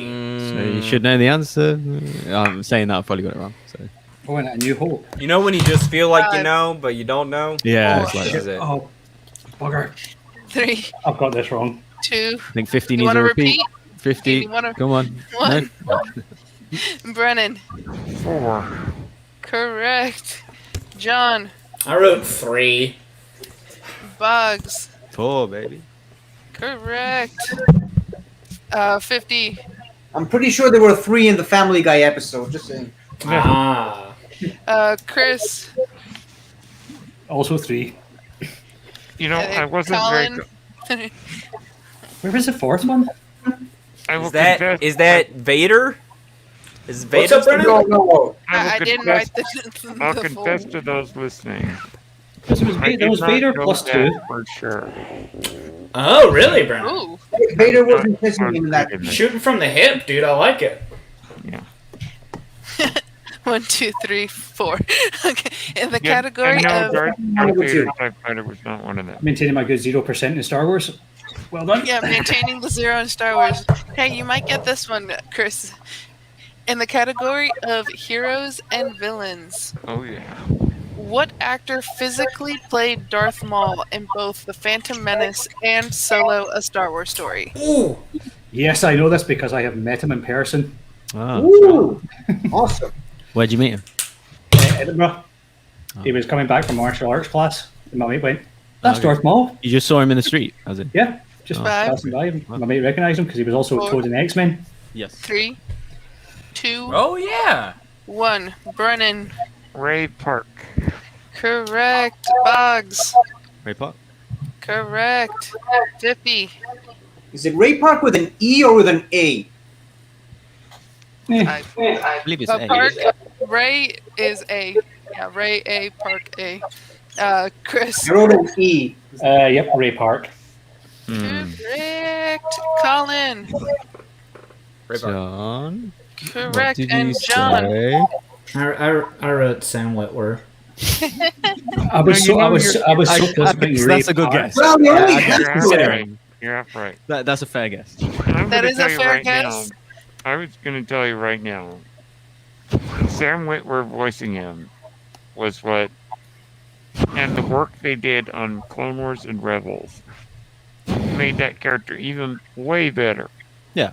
Way better than he was in the Phantom Menace. I guess Sam Witwer mostly just because. Ooh. Yeah, I guess that mostly just because there's a YouTube channel called Funhouse that does several like Star Wars related videos. One with Alex Damon, that's great. But they had Sam Witwer on at one point, and I was like, okay, so I know he does some Darth Maul shenanigans. So why not? Awesome. So Brennan also did not get a question wrong in Star Wars. So he is still the reigning Star Wars champion, and he took the IG championship away from Colin. But I took the singles belt. It's mine. I'm coming for you. I mean, to be fair, that's not surprising. If I had played singles, And I would've lost. in good news, Chris has brought up his accuracy from 0% in Star Wars by getting a question right this time. Yay. And folks, if you want your chance to lose to Brennan, please be sure to check out the Outlaw Nation Patreon. And you know what the worst part is? I literally have a fucking Star Wars RPG book sitting up on my back shelf there. Oh, is it Edge of the Empire? Yep, Edge of the Empire. I've played a little bit of that. That's fine. Like Shay, if you're coming for the belt, I'll be here. That'll be a match. Trash talk already. Brennan, do you want to cut a promo as the two-time belt holder this time? Yes, please, Sean, Yes. drop us all out. It's time for Brennan to cut a promo. So, please join me on Page Turners They Were Not, my Star Wars podcast, which you can find on Anchor and Spotify, where I talk all things Star Wars. Join me. Boom. Boom. What more do you need, folks? Every single Join the week, Brennan side of the force. every single Saturday, you can find us here doing this. So if you would like to join, be sure to get in that $10 level of John Roke's Patreon. Get on in that Outlaw Nation like Brennan, like 50 Shades, and like Drunken Prayer. And Canada Rocks. Come on up in here. See what you got. Can you take away the singles belt? I shouldn't hold it for very long. That's not my kind of style. I don't wear it like that. The singles belt just doesn't look good on me. Honestly, I'm coming for Brennan's belts. I'm not gonna sugarcoat this. I need them back. The IG belt was nicer this week. Good luck. I know. I need it. I know. I'd rather I'm have gonna it get from you than Colin when his anybody guard else. is down on singles. I swear to God. I'm coming for you. But Brennan, 50 Shades, Drunken Prayer, thank you so much for hanging out with us this week. We hope to see you back here next week for another shot at Are You Smarter Than a Schmoedown Aftershow host? And that'll do it for this week's edition of the Trivia Madness that we get Thank you, into guys. on the Outlaw Nation. And thank you so much to everybody joining in the chat. It's just so much fun every single week seeing, like, this is why we're here. We do this for movie trivia, so why not play a little movie trivia and let it flex? But we're not getting out of here before a little drama, because folks, we did not do well at this last year, and I think the three men on this screen can attest. We didn't track our predictions very well. You know, Boggs and myself, you know, we can say that we said these things, and we can go back to, you know, shows past and, you know, and recall them, but we need to put this in writing. So this year, we're going to take it seriously, okay? We're taking this really seriously. We're going to see who's the smartest, who knows the most, who's the best at picking matches. This is it. We're going to see who of us is going to hold the title at the end of the season. We need some form of stakes that are going to come. So if you have any ideas for stakes for the four of us of what the losers have to do, because there will be three, not name me, but we're going to start picking matches this season, and it's going to be fun, and we're going to start keeping track. We got two. Boggs, how happy are you? This is the last Saturday that we're going to be talking where there are not matches played. No, you know, I don't mind. It's been great getting to know the managers and stuff, and obviously the Patreons, of course, playing the trivia at the end. Obviously, we want to keep doing that, but obviously, moving into the season, we are going to have 3 matches a week, every week, 4 matches plus guests on. So you know, we're going to try and keep that up, but realistically, you know, we have to kind of maybe shift the time a little bit and stuff. So, you know, it's been nice, of course, but we should keep that up. But shout out to Smithy in the chat. I guess you are as smart as me. That's fair. You're smarter. But yeah, no, yeah, no, it's been great. Honestly, it's been a pleasure. But yeah, looking forward to next week, big time. I know we kind of did a kind of brief prediction last time. We're gonna go around again and just confirm. Dude, start us off, man. Well, let's go with the first match. We got Molly Damon versus Laura Kelly in a #1 contenders match in the Star Wars division. Right. This is stakes on stakes on stakes. There's not much setup. Everybody knows, baby. So who you got? I'll tell you exactly what's going to happen. Okay, so I'm writing it down. Love the first match back is the Star Wars match. Star Wars, I think, is the it's going to break out this year to the premium kind of division, in my opinion, or I'd like it to. Obviously, we can now at the scale of it, you know, with all the amount of players playing, like 16 you can play now, you know, 2 people per faction kind of thing. So that'd be cool. But in terms of this match, I will go for Laura Kelly. No kind of hesitation for me. She has basically there's much more kind of footage on her. Simple as that. What's the record? I believe 4-2. She's obviously good wins against Dima Lonta. You know, she played really well against Alex, unlucky to kind of not win the title in that match. Played almost perfect against Ace, as opposed to Molly, who's had 1 win against Adam Witt, who is obviously a good player, but there were loads of challenges in that first round. She's kind of 1-on-1. She just played less matches, not really her fault, but it's just the kind of circumstance. So I think just in terms of the overall last year, Laura is kind of higher than Molly, in my opinion. So that's why I think Laura is going to win. So yeah, Sol, you can go, I guess. What are your thoughts on the Star Wars? I also believe in Laura Kelly. not only is she on swag, but she also has a higher accuracy percentage than Alex Damon. So I'm going Laura Kelly. Okay, John, you hate Star Wars. Go ahead. I don't hate Star Wars. I mean, you know, it's a little bit of a rocky relationship. But now that I heard those two, I feel very secure in my pick of Laura Kelly. I think, quite honestly, Molly Damon is someone that I'm really interested to see how she does. Now, kind of with this time off, how much she's improved. And I do honestly think she's going to improve significantly now that she's with the dungeon.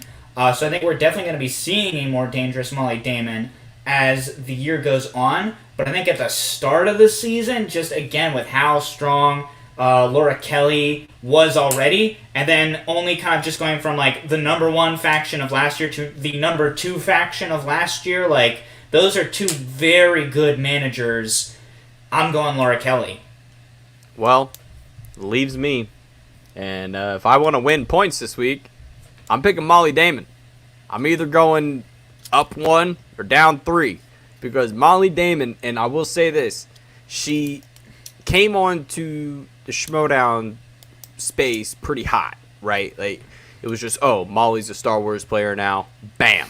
Right? See, Tushka? Like That's this. what I'm No, saying. it's not I allowed. said this. No. Okay, we're going to take 2 seconds here. We're going to take 2 seconds. Take you to Tuesday afternoon in the Ultimate Schmoedown previously show group message where I put USA flags and Boggs just did not understand what the USA flags were. Now we've done it. You understand red, white, and blue, the official colors of the show. Tushka coming in hot. Molly Damon also coming in hot because this is not the same Molly Damon that played last. This Molly Damon is now no longer just the person who shows up on the Star Wars Explained, question, Q&A on a Saturday. She also hosts her own Schmoedown show now and has weeks and weeks and weeks and weeks of experience of being on the mic. And I think that was something that was lacking when she played in the Star Wars tournament at the beginning, which felt like the beginning of last season.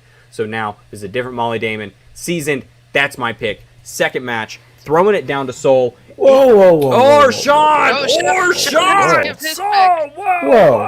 Whoa. Yeah, you forgot Look about who it Sean's is. pick. Just wait a sec. Looky here. Look what the cat dragged in. Since I am going to be here every week with you guys, I think it's only fair that I play along as well.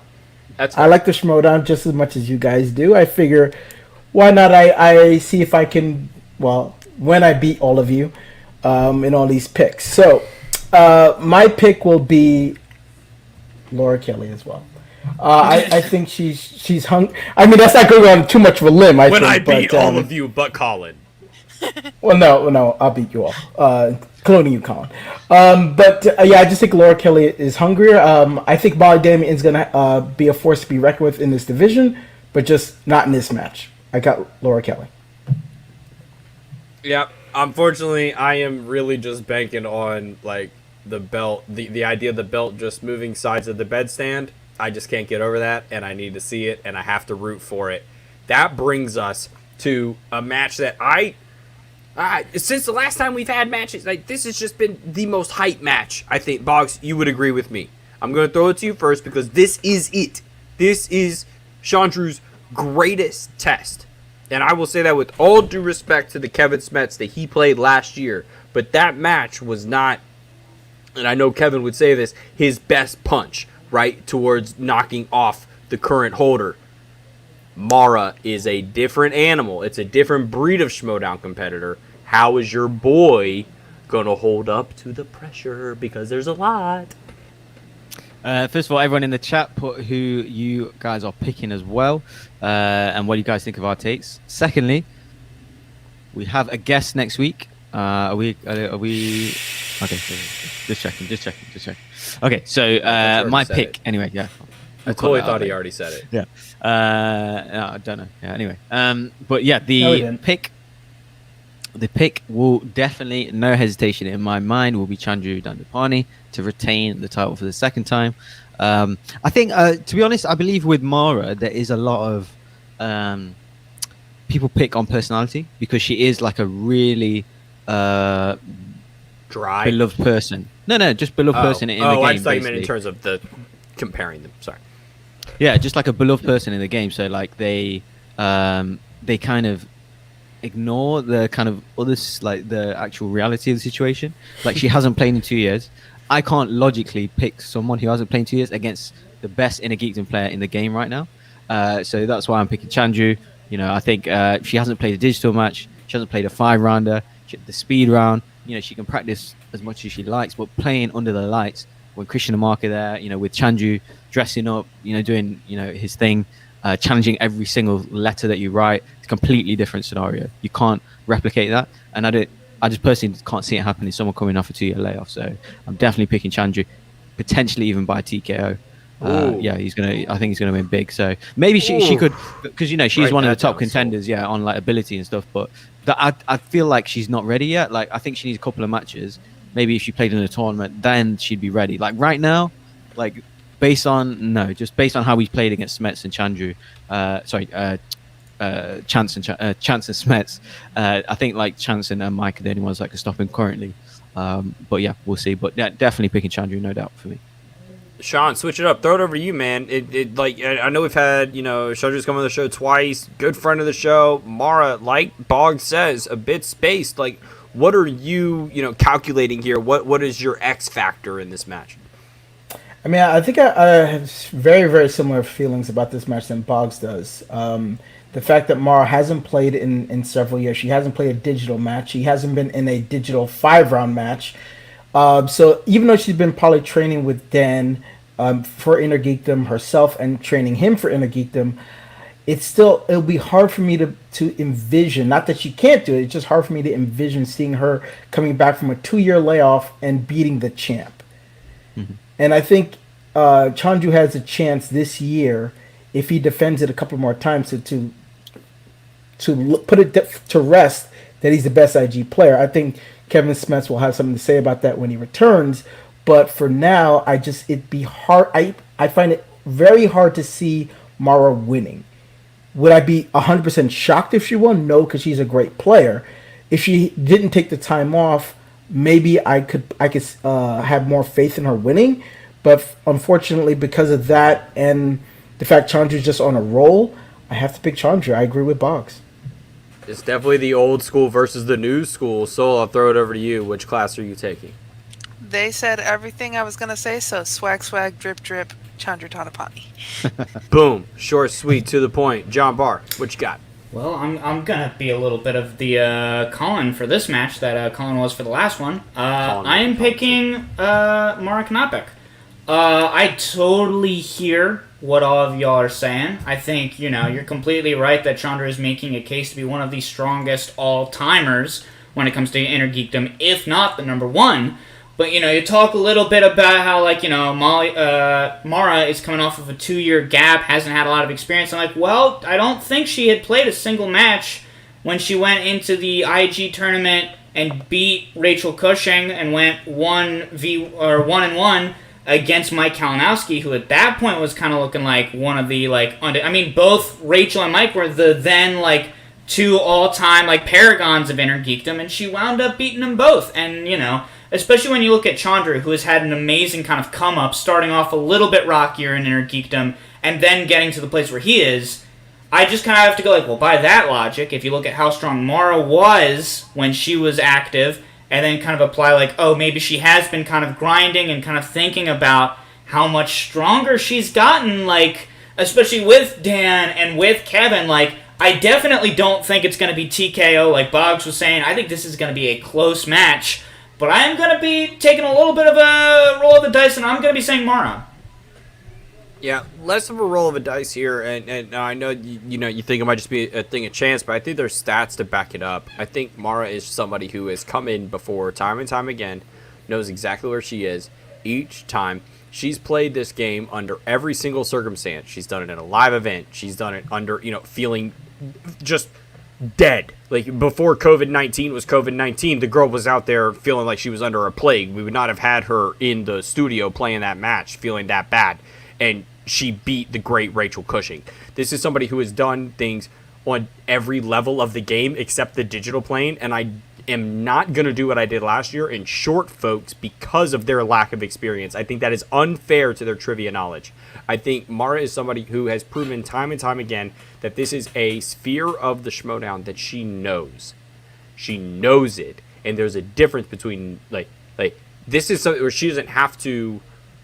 I compared earlier to Liz Shannon Miller and John Roca, where Liz was the worst matchup for Roca possible. And I think Mara is the worst matchup for Chandru because she doesn't give a flying fuck what he's going to do. She doesn't care. There are people that can play Chandru and know that he's going to rattle them, and that's just their personality, right? Exactly. She's the GOAT. She's got the GOAT training her. There's got to be something here that says that something's got to rub off. But you think that she can just feel that this is her moment.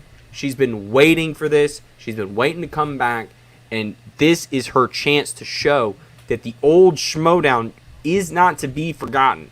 There is a sense that there is a new party in town when it comes to the stars of the league, and Mara was a quick but fading star. You call her shooting star. She was a dwarf star. She came through and then she left. Now she's back, and I think she wants to stay. So that's my pick. Mara, hey, Boggs, how many times do you and I go against each other on both picks? I usually feel like we're in sync.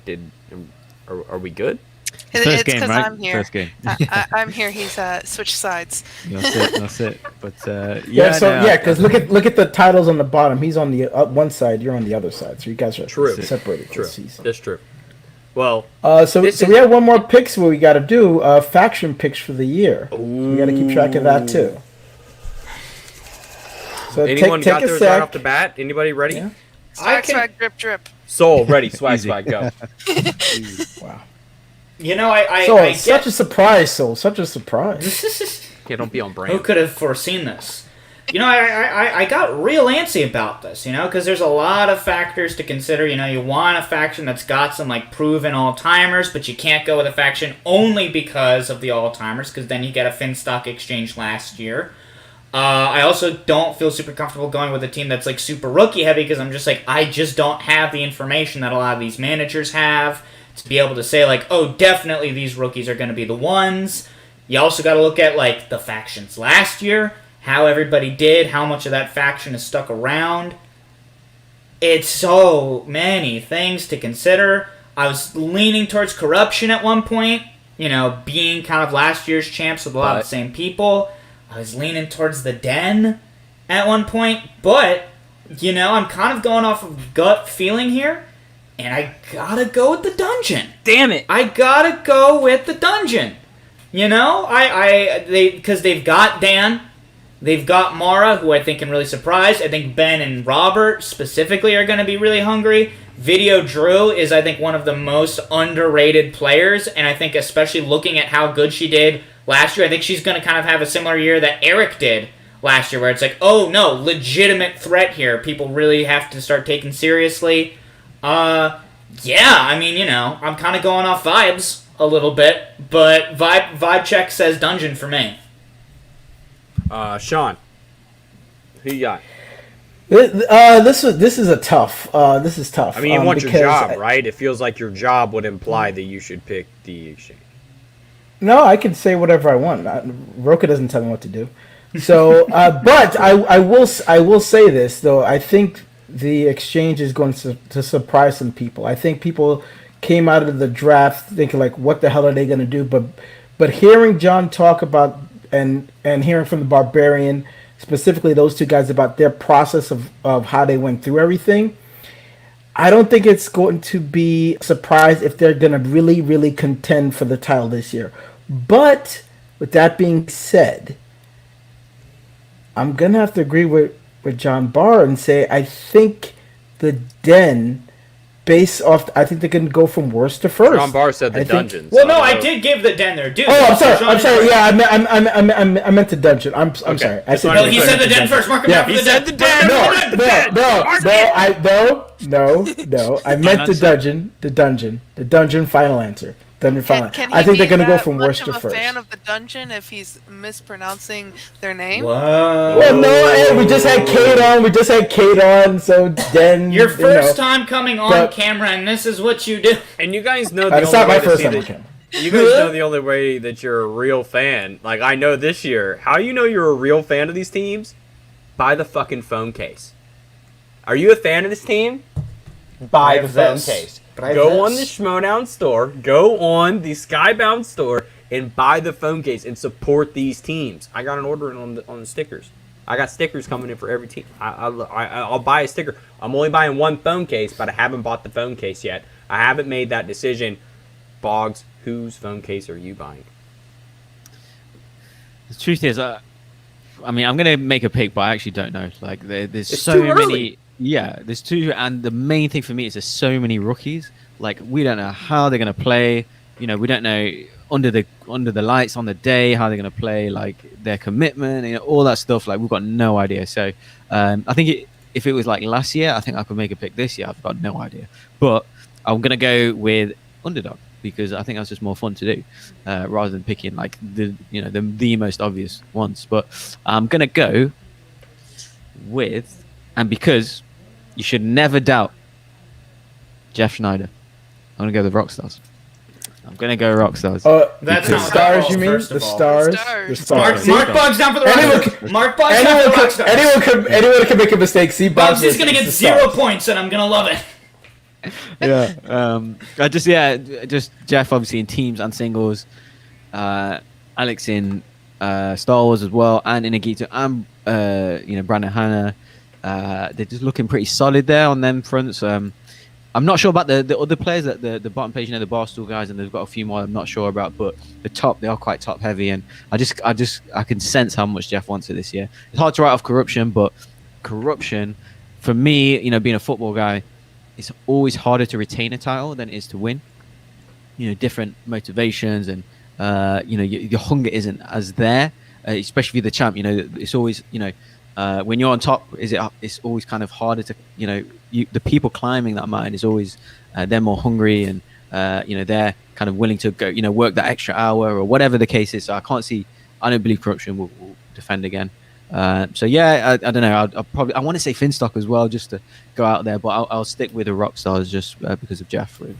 Stars. Yeah, The stars. Sorry, guys. You mentioned the outliers, and it's a team I don't think has gotten two teams I don't think have gotten enough shout out from us today. Quirky Mercs and Usual Suspects, I think, did a lot in their drafts to at least solidify that they're going to be contenders. I think that's an important description. And Sean, you mentioned the Exchange. Box, you just mentioned them a second ago. That's a team that I think has to prove that they're contenders. So I think there's a difference in levels to where we are this season at this moment to where we were last season, to where like Shannon didn't win this thing with Korruption until she signs Adam Collins, right? Like that belt is not won without a free agent signing. So there are things still to happen in this season. Who's going to make the move? Who's my pick? The top row is all in consensus. It's the Dungeon. The Dungeon has done the best job at giving me a complete team. I am looking for positions where I see weakness and I see none. I look for things where if I'm composing a team, I am looking at things like what happens if my A player retains a title? Is my B player in contention for points? Oh, I'm sorry. Video Drew is coming for singles points, folks. Let me say this again one more time. Video Drew is coming for singles points. She is coming for them hard. It did not end and begin in a pay-per-view event last year. It's continuing this season. It will continue in teams as well if the Dungeon gives her an opportunity to play in teams. Look out for the Dungeon. They have players at all facets of the game. I'm riding the Dungeon. I'm buying the phone case. I'm locking it in. Well, in that case, just to keep things spicy, if both Colin and Sean went for the Dungeon, then I'll just say Korruption. Wow. Oh. Wow. Well, okay. So here's how we can play this. Be able to we have our picks now, and then free agency we lock in for the season because that's when Korruption. That's fine. I'm with you. So read my mind. I was gonna say we can hold these picks until Collision or free agency, whichever one comes first, you have a chance then to change your pick at that point. But then at that point, you are locked in for the rest of the year. So we all have our picks now. And if you bought the phone case, you fucked. Well, then you might. Or you're just out $25. You can but I have one more prediction I want us all to make. So we all know who has the belts now. Are all the people are the people holding the belts now going to continue to hold the belts by the middle of the year? Just pick one. If you're gonna upset somebody, just pick one. Like who's yeah. So obviously teams is not an option because we don't know when teams is gonna start. But with either Alex Damon, Collins, and Chandru, are any of those three or all three gonna keep the belt by the middle of the year? Well, we do I think know when only teams is one. gonna start. I think only one, and that's going to be Chandru. I think Thomas Harper or any of the other Dragon Con people are coming for that Star Wars belt, and I think that Jeff Snyder is going to get that singles belt. Wow! I knew I liked you, so. I knew I liked you. So I'll jump on the back of that. So yeah, I'm gonna say so middle of the year, right? So yeah, I don't think Adam Collins will keep hold. Just singles is too strong, man. You just got so many deep players in that. Same with Star Wars as well. Like I kind of want Alex to lose as well because I want to see other rivalries and other the belt go around a little bit. If he plays 3-4 times a year, I can't see him beating these 3-4 people, top level contenders. Like. Yeah, I kind of. Well, it's good. It's a good thing, I think. So, in a geekdom, I mean, mid-year, I'll say Chandru. Yeah, I think Chandru can hold that till mid-year. And teams, I believe that they are going to do a teams title. The teams title match will happen. I'm not sure about tournament or any other teams matches, but I believe Christian mentioned the teams match will happen before the first half of the year. So. Yeah. I looked it up. It doesn't say a specific date, at least on the Reddit yet. So I was wrong so about that's why I want to put that aside. So because we know obviously the other three divisions are going to be up for grabs, but between now and then, so let's just leave teams out of it because there's still some questions about it. Can I be hot? I'll just say all three. I think all three. I think we're in a year where I think this is shake-up. I think this is the biggest influx of talent we've ever seen into the league, and I mean that in terms of character work, and I mean that in terms of actual knowledge. There are different levels that these divisions have been pushed to by champions that have just been, inserted like a shot. Like Kevin Smets comes out of nowhere in the Inner Geekdom, right? Pushes the Inner Geekdom to a new height, pushes Mike Kalinowski to be bigger than he's ever been. I think the Inner Geekdom has the talent within itself to finally become as big as the singles division. I think that's something that's been lacking is consistency. And I think the IG division finally has consistent people who are going to contend for a title, even though the champ is just untouchable right now. But I think the Star Wars influx of talent is like last year it was Ace, Laura, and Molly, and Andrew. And this year we have 4 to 5 new competitors who are just as talented, if not more. We have to see them prove themselves. So I think there's more opportunity for there to be 3 new champions at some point throughout the season. Will they end with the belts? I don't know. John, so before John goes, I just think that I think it's with teams and singles. I think it's just because the number of title matches there were, it's going to change hands, right? No one's going to defend 10 times. The competition's too deep. The GOAT can't even do it, right? Like if the best player that we think's the best player can't even hold onto the belt, then it's bound to be lost. You done it 3 times. I think on the 4th defense he lost. Same with the teams as well. I think there was 4 title matches change hands 4 times. I think. Yep. In the season. IG, there was only 2 matches, 2 title matches, right? And Smets and Chandru, and then Chandru and Chance, and same with Star Wars, right? So there was only 2 matches. You can maybe defend once or twice, and that's it. So I think naturally, the more matches there are, the more the more chance you will lose. So or not defend. So that definitely comes from more players as well, right? Like, so that's right. So we get more competition, it inspires more, and I think that's like I think we heard from Ace, even when we were talking to him yesterday on We Have the High Ground on Pop Culture Universe YouTube channel, telling us about how the Star Wars division might have 2 tournaments, right? Like, so imagine now, like that's something that these managers have to be thinking about, where we think, oh, it's crazy that Laura and Ace get drafted onto the same team. No, it's not really crazy. If one of them ends up with a belt, the other one's got to play in a tournament. If there's a possibility of playing 2, then come on, that's points all around, and I gotta have people that can give me points. Soul, is anybody losing these belts, or is somebody snatching them things? I already said I think singles and Star Wars is changing hands, but I think Chandru's keeping that belt halfway to the midway point. Bingo, bango. So I think John, have you been? I have not. No. Who? And I think the reverse of Soul. I think while Alex Damon and Adam Collins are going to lose their belts by the end of the year, I don't know if it's going to happen necessarily by the midway point. I feel like a lot of these Star Wars rookies have to have at least one match under their belt just to kind of know the lay of the land a little bit before I'm feeling too confident about Alex Damon, who has been a years-long belt. Like, you could talk about the greatest of all time, Dan Merlin, how long he's held that belt. Alex has held it for years. And to me, that's just one of those things where I'm just like, I do think, with this many new talented people, someone's going to be able to take it from him. But I don't know about that soon into the season. Like, I think it's going to be more like, kind of like a later half when he loses it. And then similar with Adam Collins, I think a lot of the people who are kind of establishment players already, and then some of the rookies, it's just about whoever's going to find that weakness in Adam Collins. I think it's going to happen, but I don't know if it's going to happen early on. And then I predicted Chandra would lose the belt tomorrow, so that's really the only reason why I said that. But much like Boggs was saying, there's only so many IG matches. Chandra could very easily win that match, and if he wins it, then yeah, he's going to keep it. But just to stay consistent, I had to say Chandra won't hold it, so that way I don't contradict. I mean, I guess would I win? I guess I would win if my predictions are. I'm going to say no. You're all right. Yeah. It's a fun line to walk. I can't believe I have to do math. All right, so it's okay. So I guess I'm last, but I'm okay with doing that. All right, so here's how I'm looking at this. Chances are that I'll go with singles first. Singles, chances are there's probably gonna be 2, maybe 3 times that we're gonna get a title match. Do I honestly see Adam Collins defending this belt 3 times and go and? Like, what is his record now? 6-0? Do I see him like winning? I think it's 6 or 7-0. I forget. Let's not go in the with studio. Let's know. He ain't showing up in the studio and winning that first match.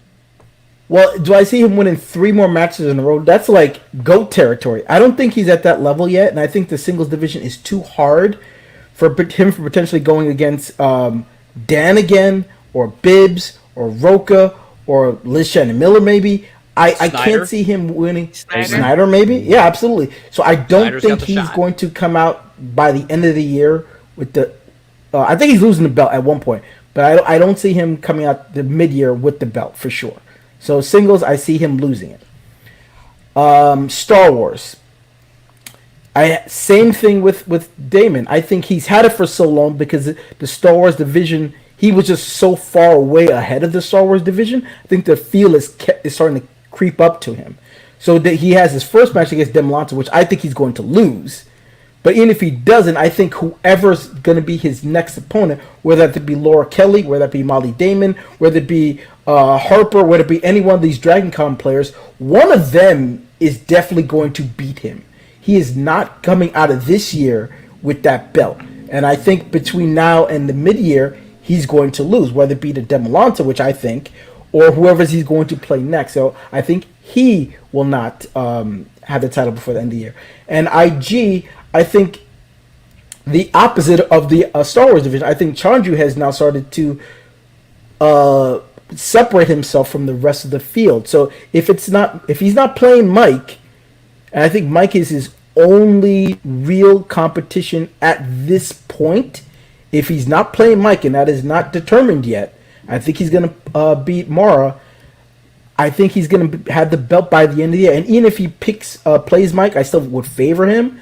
But I think Chandru may lose the belt at some point this year, but not with his next defense or the defense after. So I think Chandru keeps it, Alex loses it, and Collins loses it by the mid-year. Boom. But that's our predictions, and that's the show. This has been. Wait, John, I thought you went. Yeah, no, I'm just saying, hey! Sorry. I'm sorry. I thought it was like, I can't believe it. He's like, hey, what are you... I had it with my friends. He's like, what are you doing I didn't over get there? forgotten to give my choices, even once. Hey, Copernicus, why don't you navigate yourself to the back of the line, where next week we'll be back with another banger of an episode of the Ultimate Schmoedown Show following the Schmoedown pay-per-view, the first of 2021, where we will be breaking down the IG title match and the Star Wars #1 Contenders match. You will find everything you need here every single Saturday on the Ultimate Schmoedown Show, so I will throw it around to the panelist. Producer Sean, where can the fine folks of the internet find you if they care? Well, first, if you guys are still watching, you haven't hit the like button yet, make sure you do that. Press if you're watching it. this post, please leave a comment, because Sol will read out the best comments from the previous episode, so please do that. You can also find me on the Pop Culture Universe channel, and you can also find me on Twitter at Sean Barreto. Please check me out. I just joined Twitter, so I'm still getting used to having to post things. He liked my tweets today. I didn't know who this guy was. I was like, who's this Sean Barreto? He starts liking tweets today. I'm like, I'm getting notifications. I didn't even know this guy knew what Twitter was. Yeah, and then we do, and one more thing, we do already have a guest planned for next week, but we're keeping that to ourselves and anyone in the John Roca Patreon. So that is one of the perks that you get for being part of the Patreon. They already know. We will reveal who the guest is midweek, but if you always want to know ahead of time or have your questions picked out, please join John Roca's Patreon. I'll put the link in the chat if you want to join. Well, I'd be excited to see who our guest... I'd be excited to see if our guest is able to snatch the title away from Brennan.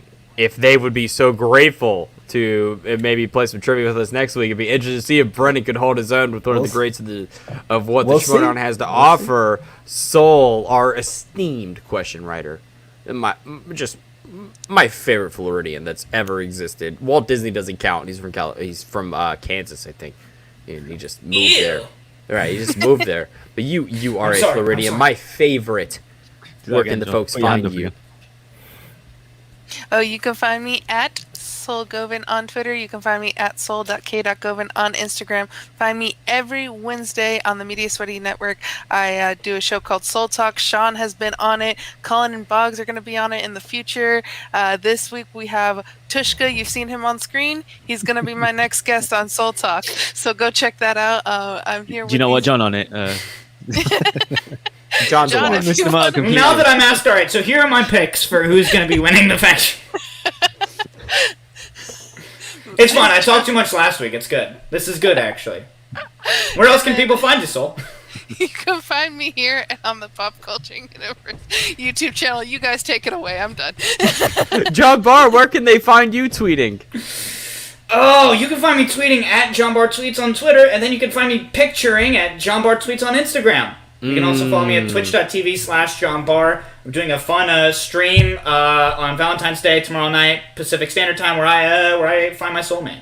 Gallantines, no Galentines, it's Gallantines. I don't endorse that. Okay, I'm just throwing out a title. I don't understand why Colin is trying to shove women out of Valentine's Day. I think it's honestly. Women shoved men out of Valentine's Day with Galentine's Day. Oh God, Bobs, you gotta start. The day before. I'll save that you day guys. is today. Today is Galentine's. Tomorrow, or where Boggs is in the future, is Valentine's. Yeah, what's it like having Kate Mulligan as your Valentine, Boggs? Just go ahead. Oh, yes, that was definitely nice. I should be getting a tweet tonight, probably after this show. Better hope she follows you. Yeah, I'll try. Don't tell Dickie. I'll report back, yeah. So, yeah, you can catch me on, obviously, the Ultimate Schmoedown Show every Saturday. Catch us on the Pop... why do I keep getting so many names wrong today? The Pop Culture Universe. We dropped latest. We have the High Ground episode. Someone put it in the chat. You know, if one of you guys can put it the link in the chat. We had Ace Guerrero on. It was a bit of a debate show, but mainly we kind of discussed a few things about obviously the new book series that's out, John Williams' best stuff, the best pilots, that kind of thing, and just talking all things Star Wars with Ace. So that was cool. And obviously I just want to give a shout out to the Patreon. Because anyone that's kind of watching or watching afterwards, these guys have got such a nice community about them. Like they're all looking after each other. You know, they all kind of hang out. A lot of them have their own YouTube channels. They get each other on their own kind of networks and helping each other and giving them like an online voice and platform. So yeah, it's a really caring community. It makes you feel like you want, even me, like I kind of want to be a part of it now. So shout out to them guys. Yeah, anyone that's kind of maybe alone, you know, obviously current climate and stuff, like you want to be kind of a part of a group. These guys are definitely worth doing it. So maybe reach out to Sol or Sean and hit them up on Twitter and stuff or Facebook or whatever, and I'm sure they can help you guys out. But yeah, see you guys next week. Absolutely. This is just a happy family. That's what we've noticed over these last couple of weeks, that the Outlaw Nation is just one big happy family. We started out as your weird cousins on Facebook, and now you've welcomed us over to YouTube, and we're sitting at the big kids table. So thank you so much, everybody, that has joined us for another episode of the Ultimate Schmoedown Aftershow. Woo! We did it. Kate Mulligan, thank you so much for hanging out with us in the first hour of the show. To all of our patrons that hung out in the second hour, played trivia with us, thank you as well. Brendan, I am coming back for the IG title, but anyone can have the singles title. Just come on. I'll just give it up to anybody next week. That's where we'll be next week. Back here. Same spot, same place, same time. The Ultimate Schmoedown After Show has been Colin, John, Soul, and Boggs. And we'll see y'all next week. Bye! Oh, so, you know. So this one time at band camp, they... So wait, who's going to start